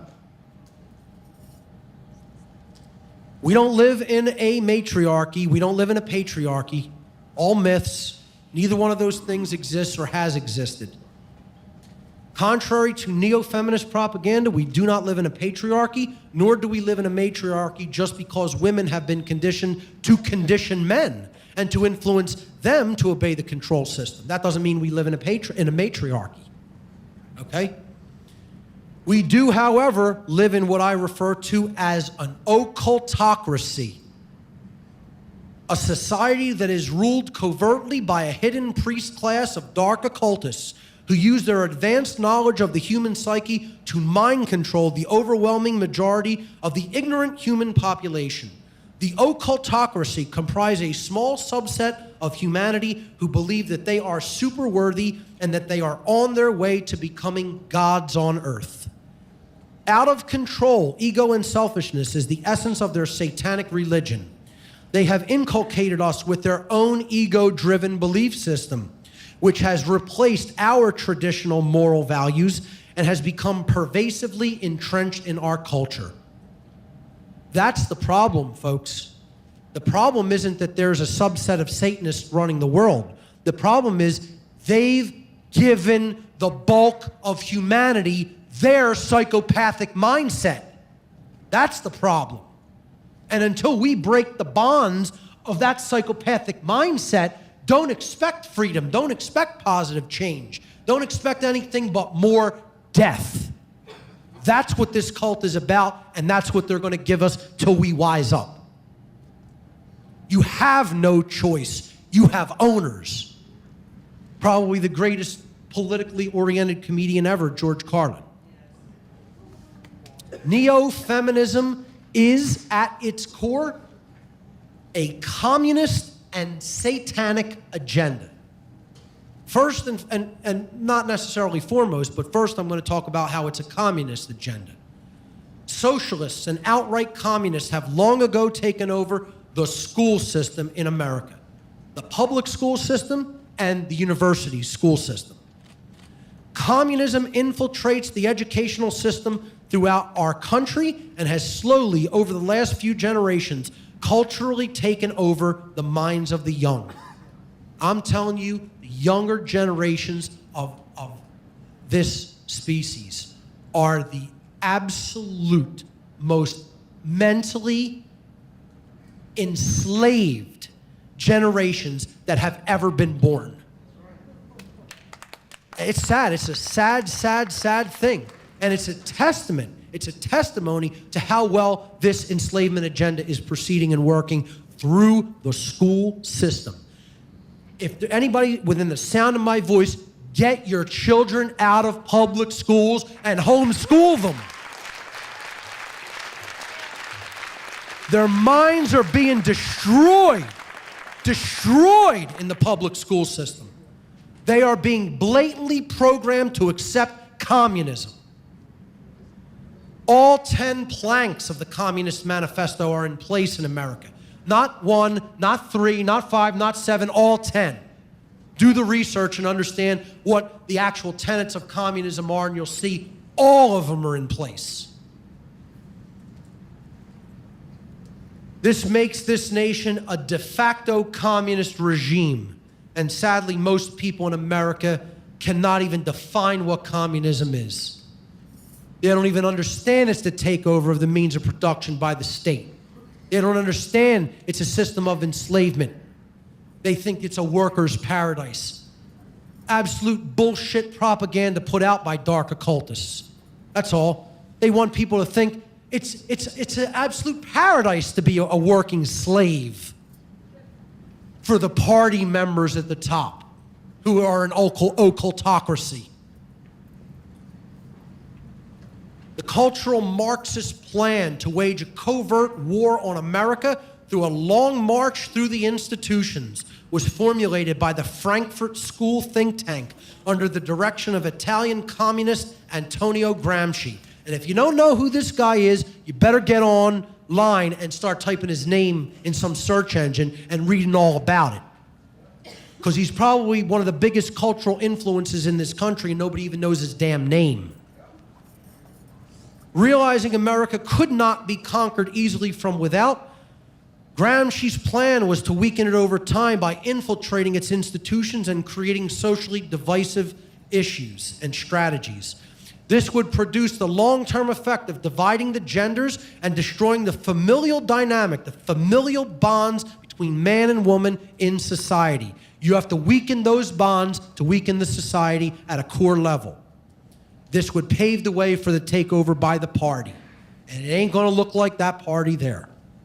It's more going to look like political gulags and concentration camps and starvation of mass numbers of people, like it always does in this failed bullshit system that people still think is so idealistic and desirable. If you think that way, you got your head up your ass. Here's some quotes from communists. V.I. Lenin said, "Give me 4 years to teach the children, and the seed I have sown will never be uprooted." Yeah, that's called the university system. Nikita Khrushchev, who told America that communists would silently bury us and that our children would wake up and the country would all be communist already. And you know what? He wasn't lying. He was telling the truth, this sick, depraved occultist. They're getting it done because we're not on the same page yet. We're still not on the same page. It's almost mid-2016. Humanity still ain't on the same page about what's going on. Their head's still in their television and their mouths are still full of GMO food. Your children's children will live under communism. You Americans are so gullible. No, you won't accept communism outright, but we'll keep feeding you small doses of socialism until you will finally wake up and find that you already have communism. We won't have to fight you. We'll so weaken your economy until you fall like overripe fruit into our hands. Yeah, that's not happening. Don't worry about it. America, Joseph Stalin, America is like a healthy body, and its resistance is threefold. It's patriotism, it's morality, and it's spiritual life. And I would suggest he's talking about the real patriotism, not the absolute nonsense kind of thinking that your country can never do any wrong. He's talking about patriots like me. That's the kind of patriots he's talking about.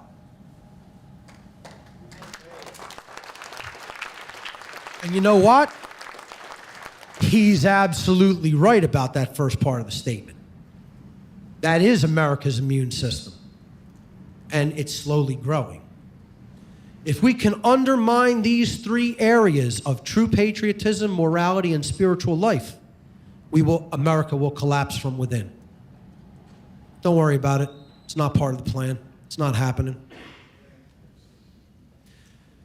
When we get ready to take the United States, we will not take it under the level of communism. We will not take it under the label of socialism. These labels are unpleasant to the American people and have been speared too much. We will take the United States under the labels we have made very lovable. We will take it under liberalism, progressivism, under democracy, but take it we will. Alexander Trachtenberg at the National Convention of Communist Parties, 1944. They've been busy. But, you know, don't worry about it because there's no communist plan to take over America. It's not happening. Neo-feminism is at its core a satanic agenda, which we've already somewhat talked about. But I want to even offer total proof of this. And they're very blatant. Believe me, one thing I'll tell you about Satanists when they talk amongst themselves or to people who they're, you know, directly outreaching to openly, they're very candid about what they are doing. They are so 100%, this is maybe their only possible chink in their armor, is that they have such overabundance of confidence, they may underestimate humanity's fighting spirit. Okay, that's a hope that I have, okay? But I'm telling you, they talk very candidly and openly amongst themselves and are very blatant about what they are doing, as if, yeah, we're doing this, who's gonna stop us? Not a damn person. That is how they talk, okay? And you'll see what I'm talking about here in this quote I'm about to read. Eugenics is one of the four main tenets of the Satanic ideology, along with selfishness, moral relativism, and social Darwinism. One of this religion's significant books, The Satanic Witch, is a manual on how to manipulate men to bring them to the selfish bidding of a crafty woman. It reads like a diary of the modern neo-feminist female. Quote from Zena LaVey, Anton LaVey, who wrote the book The Satanic Witch, which is a field manual for how women can completely manipulate and dominate men to bring them to their bidding, to do whatever they want, or to give them whatever resources that they want for their own selfish purposes. Zena was Anton LaVey's daughter at the time. She wrote the introduction to the book, The Satanic Witch. I believe it's first and second printings. And here's her quote on page 2 of The Satanic Witch. The Satanic Witch, among many other things, is a guide to selective breeding, a manual for eugenics. Right on the second page of the introduction to the book, very candidly and openly admitting this is what it is, this is what we are doing. Because they know most people are never going to read this thing, okay? Because you're going to see, oh, that's all about Satanism, and I don't want to fill my mind with that. Well, if you haven't read the Satanic Bible, it's totally unacceptable. If you haven't read the Satanic Witch, it's totally unacceptable because you don't know the mindset of your owners. That's why. They're giving you their playbook out in the open because they're so sure you're not even going to be interested in what they're telling you they're going to do. See, this image I wanted to throw into the presentation because it represents, it's a perfect representation of that unholy feminine energy that I'm talking about, the destruction of the sacred feminine. You know, in biblical allegory, this is the Lilith energy. That's what we're talking about here, okay? This isn't about the nature of the female. This is about the absolutely egoic, mind-controlled state to want to be God, to want to control, that the feminine essence can be twisted into, okay? That's the Lilith energy. That's what we're talking about here, okay? This agenda at its core is based upon that unholy energy. You know, it's just a name, folks. So I don't believe in it as an actual embodied deity or anything like that. It's a conceptual idea that represents aspects of ourselves that could go completely rotten and perverted. So the solution is to awaken the sacred feminine energy, the Eve energy, if you will, the Sophia energy. That's what needs to be awakened. Wisdom, true wisdom, care for truth, okay? The heart-based intelligence, a desire for justice and morality and natural law, and true equality under rights, which is what the ancient goddesses symbolically and allegorically represented in every ancient mystical tradition and every ancient wisdom tradition. We have to embody, both men and women, the lost principle, care for truth. The lost principle is the dynamic of care. What we care about on a day-to-day basis acts as the driving force of our thoughts and actions. Therefore, care can be seen as the ultimate generator of the quality of our experience. This principle has often been referred to as the generative principle, the sacred feminine creative principle. The word generative comes from the Latin verb generare, which means to make or to create. It is the motherly, womb-like energy, the nurturing, creative energy that we all have within us, both male and female. This is not about gender. This is the principle of mental gender or spiritual gender. All beings, regardless of their physical gender, carry these qualities, both masculine and feminine, within us. Most people, however, don't care about the truth. They only care about what works in their favor, no matter how unfair and inhumane those conditions happen to be, or what the result of their getting happens to come from inhumane and unfair conditions. And you know what that ideology is called, ladies and gentlemen? Thank you. Repeat it after me. Satanism. That's what that ideology is called. Okay? That's what Satanism really is. It's not worshiping some devil entity. It's saying, I'm God. I'm the only one who matters. I don't give a damn about what's happening to my fellow human being. And as long as it's working out in my favor and to my comfort, screw everybody else. That's how people think you're a Satanist. And let me tell you something. The vast amount of, the overwhelming bulk of humanity are Satanists. They're not Satanists who are in the know, in the dark occult, who are actively directing this agenda, but they are Satanists nonetheless. They're de facto Satanists in their mind, in their emotions, and in their behavior. And that's where it really counts. And that conditioning leading to that, the living of that type of a lifestyle is what's keeping the world a prison. And until that mindset goes, we free ourselves of that satanic mindset, expect to live in a prison. Hell, exactly. That's correct.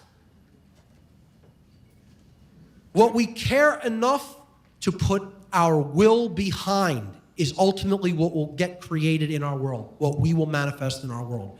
The world is the way that it is because most people do not care enough, even if they say they want change and they say they want things to be different, to change it through their actions. And people hate when I say this because they're like, well, what you're saying is more people really ultimately want it that way.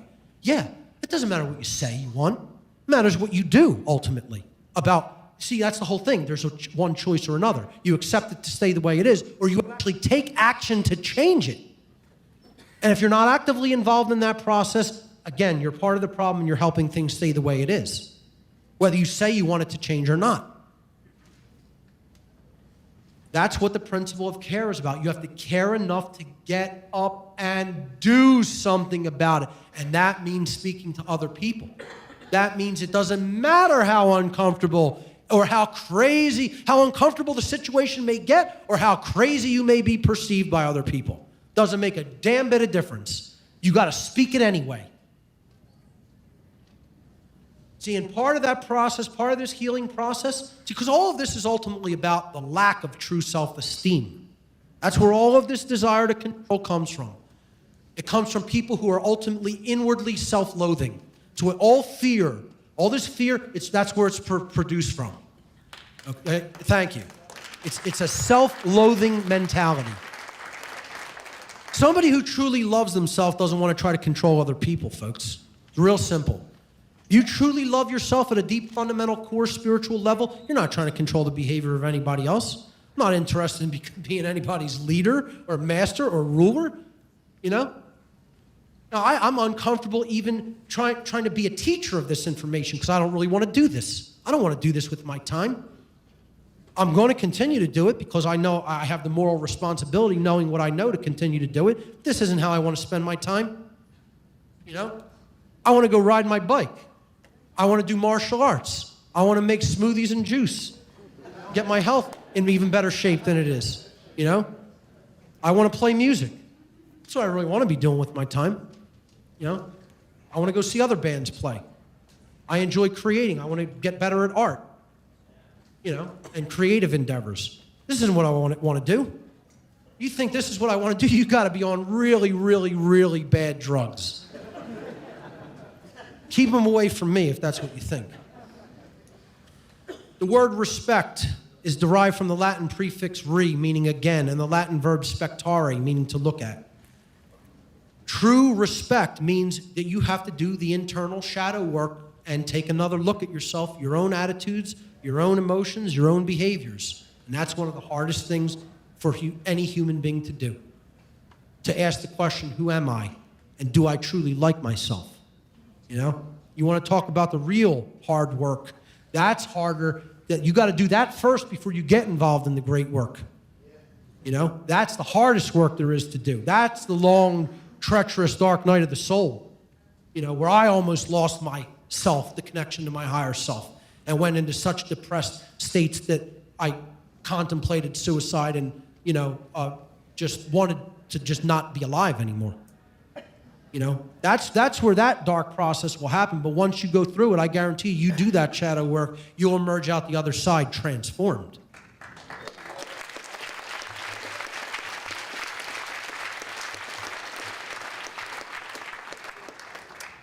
Another solution is the non-support of order followers and dominators by women. Women need to step into their empowering roles as influencers of human morality, which they very much could be again. One of the most significant ways they can do this is to draw a line in the sand by refusing to support in any way men who are employed as order followers.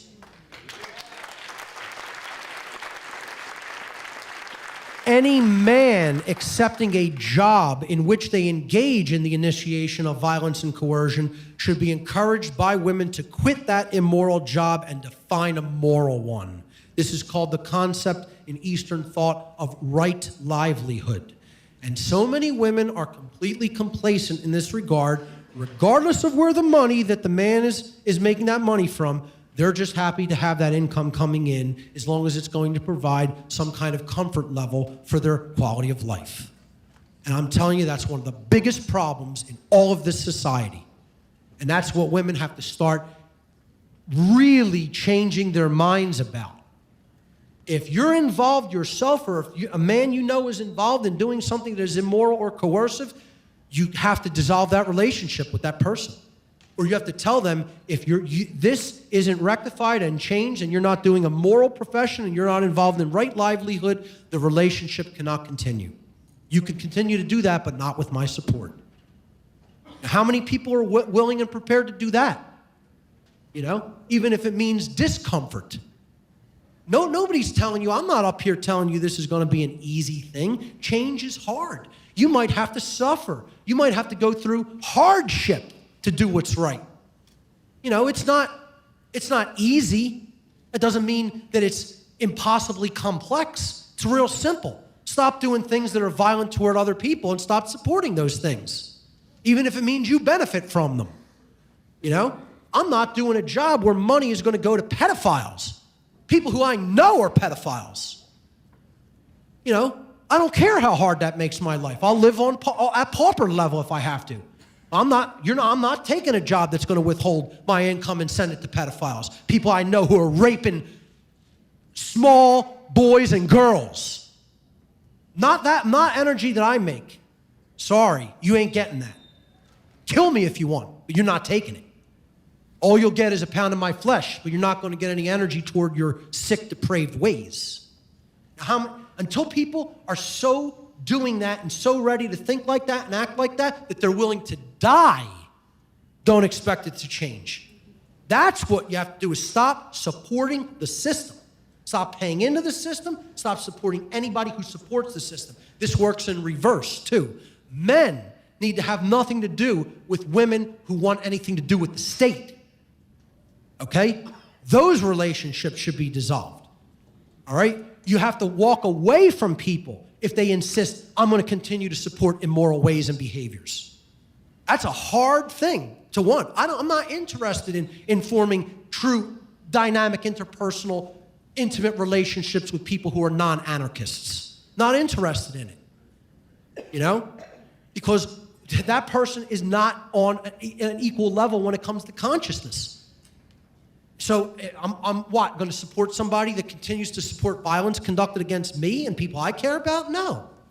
I'm not going to tolerate that. You know, I understand if you've woken up and you've already been in a relationship, that could be a hard one. I'm talking about forging new relationships particularly. You know, or, you know, if a woman's married to a soldier or married to a cop. You know, these are people who are boots on the ground creators of the enslavement system. And women have to stop supporting them and walk away from those relationships, and men need to do the same when it comes to women who support the state. People don't want to hear it. They don't want to hear it as a solution, but I'm telling you, it's one of the things that would radically transform this society if people started doing it. I want to step back a slide there, not only to read that quote, but I want to tell you who that woman is. Words of the Buddha, blessed are they who earn their livelihood without harming others. The Buddhist concept of right livelihood. The woman on the right there is Margaret Gage. And she is, I would actually say I dedicate the spirit of this presentation to Margaret Gage, because she embodies exactly what I'm talking about here and what I was talking about last night. She was an inauthentic woman who became an authentic woman in her lifetime. She was the wife of Thomas Gage. Thomas Gage was the English general who conducted the main military warfare campaign against the American revolutionaries in the American Revolutionary War. She was his wife of many years from New Jersey, went over to England, had many children with this general. He was appointed to be the main commander of English troops in America. She came over here with him and had a change of heart when she saw the oppression that was being done to Americans, where she was born, by the British. And she got involved in the American Revolution as a spy, one of the first women spies. And she gave intelligence to the American revolutionaries about the movements of British soldiers at incredible risk to her personal safety. And without her, many of the battles may not have gone the ways that they went in the American Revolution. This is probably one of the bravest women who has ever existed on this continent, if not the bravest. And that's an example for women, to go through the radical transformation from the inauthentic woman who's with the dominator to the authentic woman who is supporting the true freedom rebel. Okay? Thank you. Could not ask for a better example of a genuine woman than someone like Margaret Gage. We have to invoke and create the sacred union, the holy matrimony between the sacred masculine and the sacred feminine, the sacred feminine principle of non-aggression and the sacred masculine principle of self-defense, and also the marriage within us of the sacred masculine of the logical mind and the heart-based intelligence. So intellect plus care. That's what true holistic intelligence is all about. And these dynamics drive each other. Emotional thinking is a feminine trait. It gets you to care about what is right and true. You have to have that heart-based intelligence to really deeply care for truth. But logical and critical thinking is a masculine trait that gets you to figure out things and help to understand the solution regarding what is right and true. The awakened woman, and of course the awakened man, balances both of these modalities in consciousness. One cannot take precedence over the other. You have to balance them and bring them into full accord and unity with each other. That's the sacred union that we need to bring into balance within ourselves. Mastering yourself is true power. Sacred union is love under will, a thalamic concept. What does it mean? It means that if you're going to employ the sacred masculine principle of will, of right action in the world, underneath it must be care. Love has to hold the child, which is right action being birthed into the world. That's what the traditional religious images of Madonna and child have all been about in classical Christian iconography. It's allegorical. You know, if you understand real esoteric Christianity, you know, this is care, supporting in her arms right action and birthing right action into the world. The sacred feminine gives birth to the sacred masculine. It's a beautiful spiritual allegory if it's properly understood. And then the sacred masculine nurtures and uplifts the feminine in society as well through right action and example, which is what the Christ figure, bringing up Mary Magdalene is about, and them having dynamic interchange of energy between themselves in a sacred union. Probably the most important solution anybody can employ is to consciously parent the young. Be a conscious parent of children.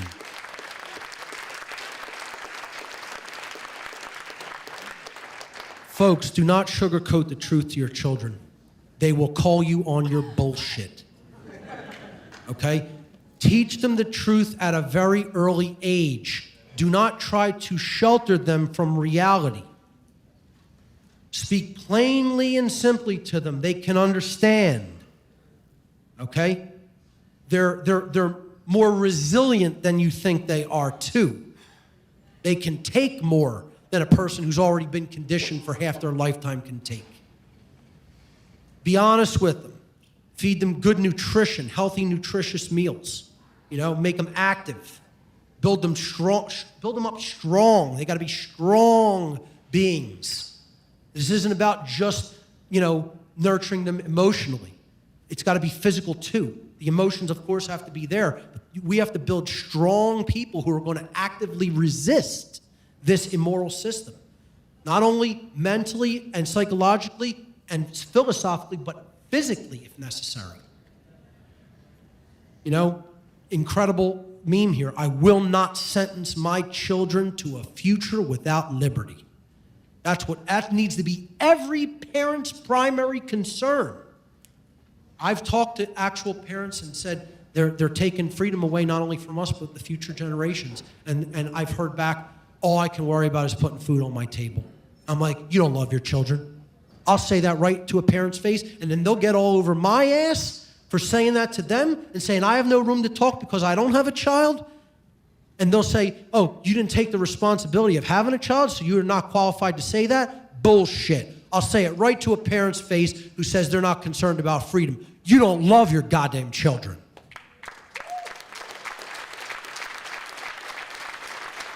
I love them more than you. Just because you put a child out of your loins doesn't necessarily mean that you know everything that's going on in the world and what's best, what? Because I can't speak to that because I didn't have a child? Nonsense. So, that we have to get on parents' cases like this because they're failing. They're not doing their job. They're not nurturing or raising their children. And it's because of this diminished familial bond between men and women. It's largely what's driving that bad parenting dynamic. So I highly, highly recommend the works of Lennon Honor on conscious parenting because he's done a lot of great work on that. And many others. Awakening the sacred masculine is as important as awakening the sacred feminine. And I'm talking about awakening this dynamic across the board in both genders, particularly in women. More women have to get behind the notion of legitimate rebellion. There are such things as legitimate physical rebellions, and it does that they're not putting the line on there for no reason. It's an understanding of courage and sacrifice and what may have to be done, even though it's incredibly uncomfortable and distasteful. If your woman isn't a revolutionary, she will persuade you to be a slave and to accept those conditions of slavery willingly. That's why we need more women rebels.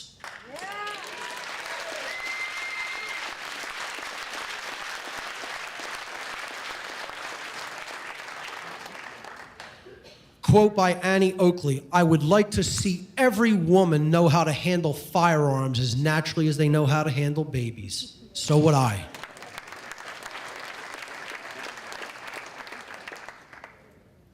Resistance is victory.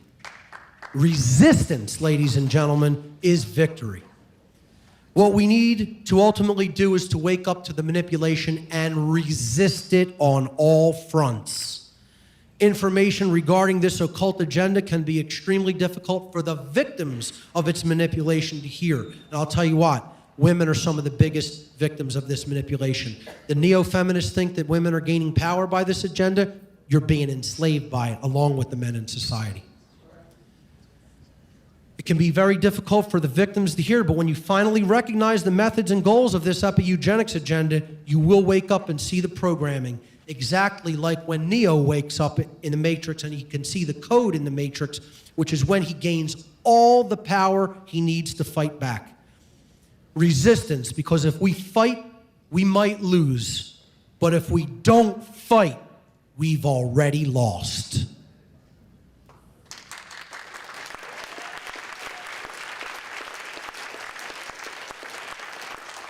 Folks, we're at war. It doesn't matter if you don't like the term fighting and resistance. You're at war. War is being waged on you now, already. It's not coming. It has been ongoingly waged upon you and your children. That's what has to be consciously recognized, and it's time to fight back. When the conscience is denied its freedom, when the workings of society hamper the artist, the musician, the poet, the philosopher, in short, the thinker, it is time for the instinct of rebellion to declare a state of war. That's where we're at.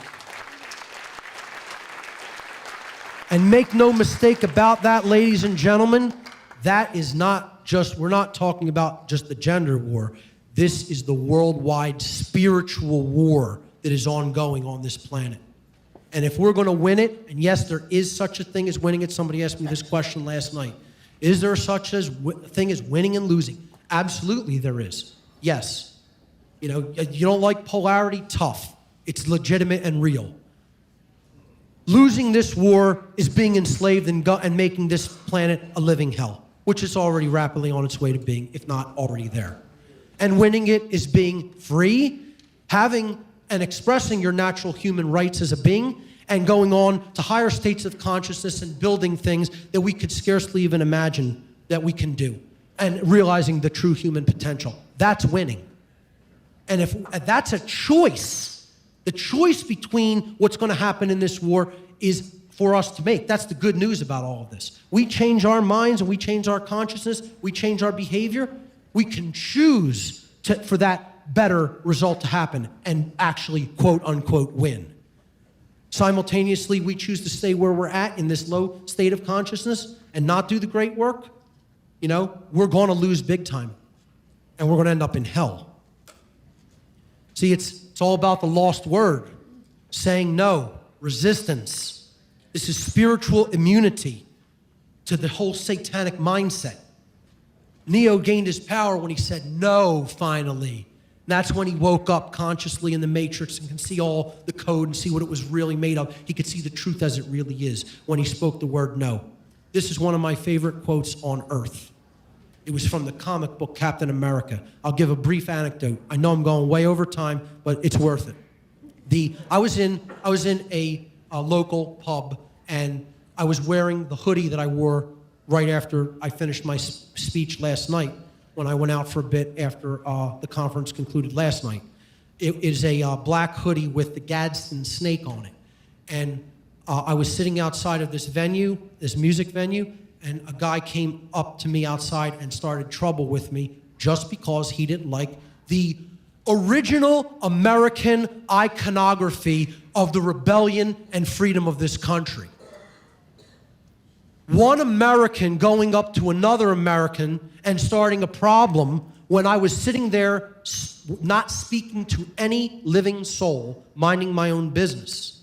Okay? What's your snake about? I said, it's the Gadsden flag snake. Don't tread on me. It's one of the first, it was actually the first flag of America. They flew it at the Battle of Bunker Hill. It was created by Christopher Gadsden of South Carolina, one of the militiamen who helped unite the militias in the American Revolution. Oh yeah? I see that with these militia types today, and you guys think you're going to fight against the police and the military? And I was like, well, since you asked, if it has to come to that, I said, I guess that's up to you. Are you in the police and military? I guess that would be up to you guys if you are. You know? And he looked at, I had some other, I guess, he thought I was in the military. He goes, what branch did you serve in? I'm like, I'm in the People's Militia. I didn't serve in any branch of the military, okay? You know, I'm for just freedom. That's it. And he goes, oh, what are you, one of these anarchists? And I said, actually, I am an anarchist. You know, I don't believe in the authority of the state.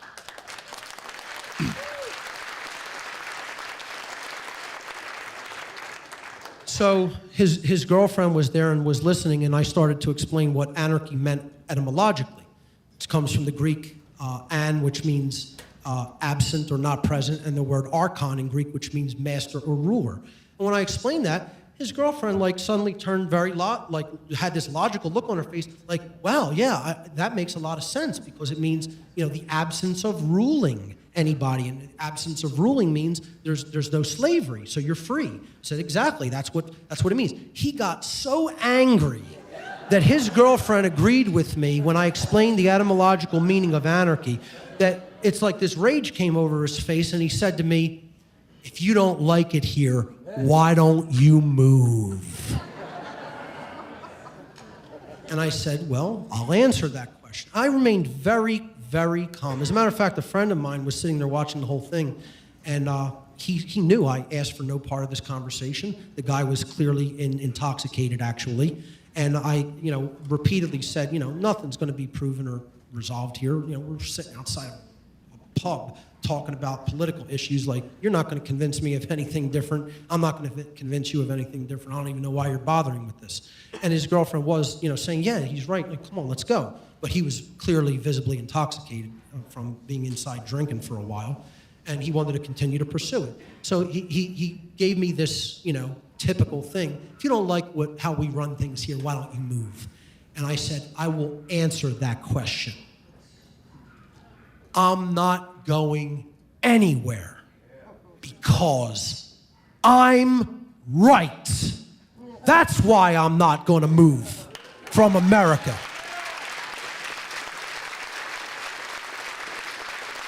Because I'm standing in truth and righteousness. I am in the right when it comes to moral reality. That's the reason I'm not going anywhere. I know the difference between right and wrong. I don't aggress against other people's rights, and no one should aggress against mine. And I'm living in those principles, and because I'm right about those things, don't expect me to leave. If anything, you should leave.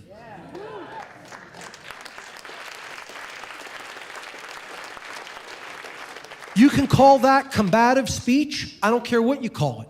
I said, you asked me, don't expect me to sit here like some timid little boy and not answer you, okay?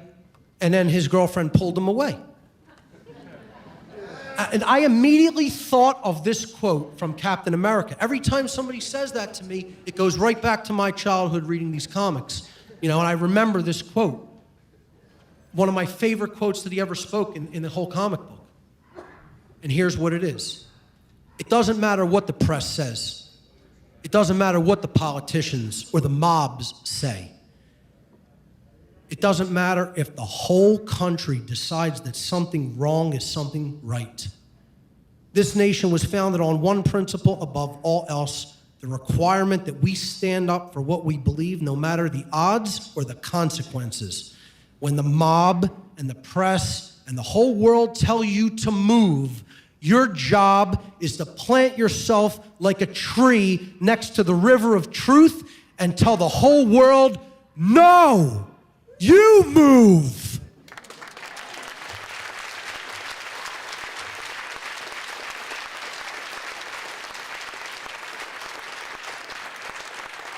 And that is the energy of the lost word, which people have to fall in love with and understand at a deep, deep core soul level.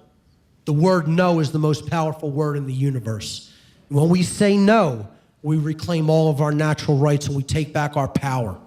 And that means you have to be willing to defend those rights. Not just philosophically, but physically if required to do so. And that's what our ancestors understood. that's what too many of us have forgotten. Particularly women have to develop the courage to let go. Attachment is a big spiritual stumbling block when it comes to how the true sacred feminine in all of us is manipulated.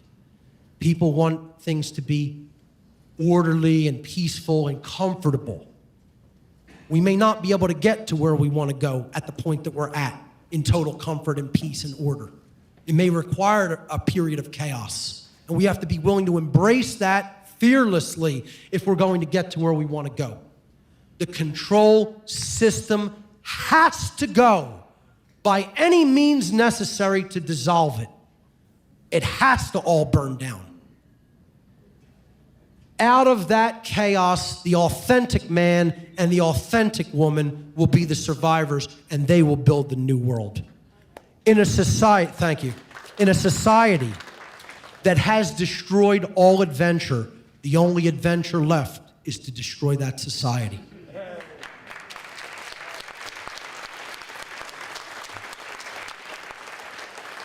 A few people whose information you should look into, and once again, I offer the caveat, just because I list these people to look into their information does not mean I agree with everything that they stand for politically, ideologically, socially, or anything. I just think they have some good information on the topics they talk about. Jim Keith, one of the greatest researchers that I've come across, he wrote the book Mass Control, Engineering Human Consciousness. If anybody hasn't read this book, it's unacceptable. It is a must-read to understand social engineering. John Coleman, who wrote the book The Tavistock Institute of Human Relations, and many others. Absolutely brilliant historical researcher. Camille Paglia, who wrote Sexual Personae. Absolutely brilliant discourse on neo-feminism. Stefan Molyneux, whether you like him, hate him, okay, or feel ambivalently about him, has put a lot of good work into the exposing of the neo-feminism agenda. Christopher Hitchens, again, politically leftist, but had so many great things to say about political correctness and how it's a form of censorship and the importance of maintaining free speech at all times. I think people would find value in looking up his work. Gary Allen, the author of None Dare Call It Conspiracy, a book that is out of print, but I'm telling you, you can go online and get it, probably for still pretty cheap prices. If the people in this room, I need to know, by a show of hands, how many people have read in its entirety, None Dare Call It Conspiracy? Absolutely horrific. I'm horrified. No, I'm serious. I'm not even joking. It's not funny. That's horrifying. People need to read that book. It's that important about what's going on in America right now. This man seems like a prophet in this book for what he told people was coming. And it's all happening because he knew the people who were actively running this agenda, just like I know some of them that were actively running this agenda. I'm telling you, that book is a must-read. Get it and read it through in its entirety. Janice Fiamengo and Christina Hoff Sommers, also two pretty good analysts when it comes to breaking down some of the ideologies that are contained in neo-feminism, and very much worth checking out their work.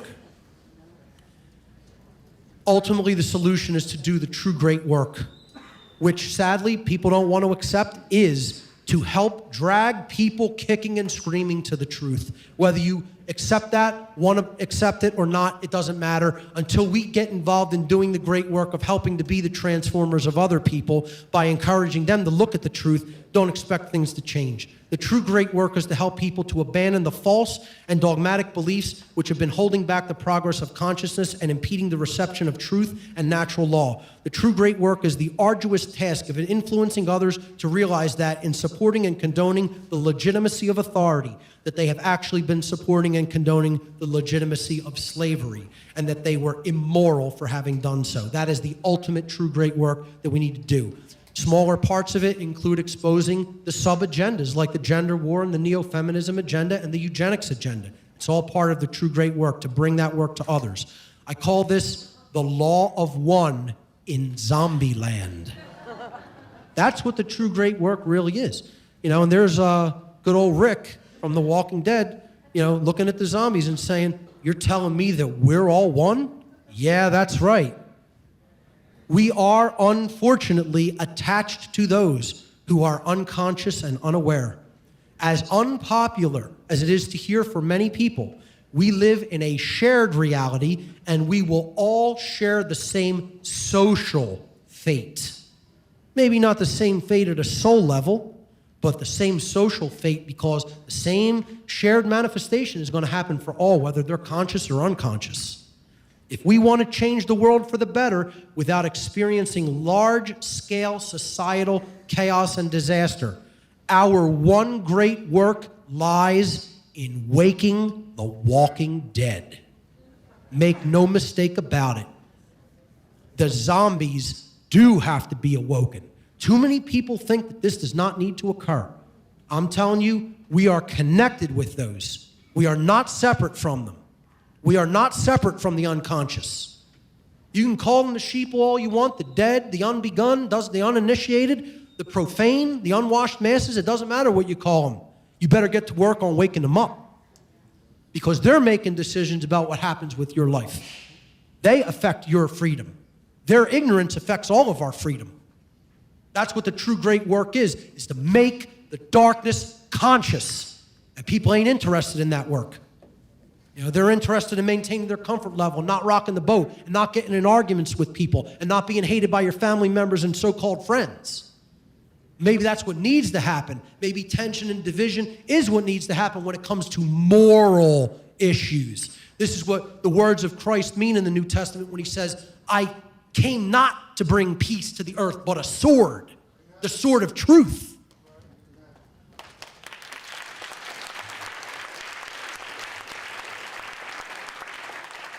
The goddess reborn. The unholy feminine currently reigns supreme in our world, but ask yourself the question, if women as a whole reawaken the sacred feminine within themselves, the principle of care, just how much would they be capable of transforming the overall consciousness of humanity?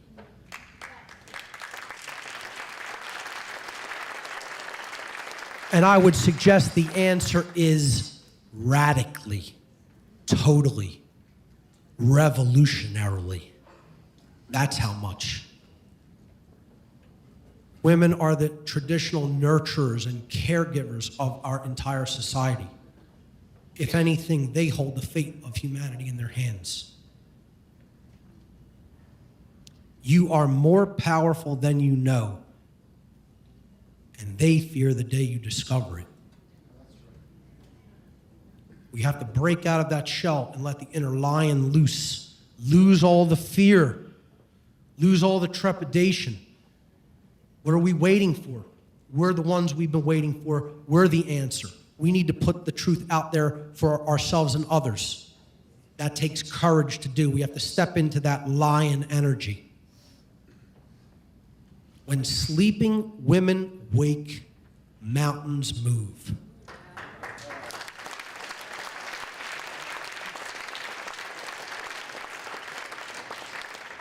It's all about the sacred union, that sacred familial bond between man and woman that is the core strength of human society. The dark occultists don't want that to manifest, but if we set aside all of these divisive things and we bring that sacred union into manifestation, we can turn this planet from a prison to a paradise. Ladies and gentlemen, thank you so much for your kind attention.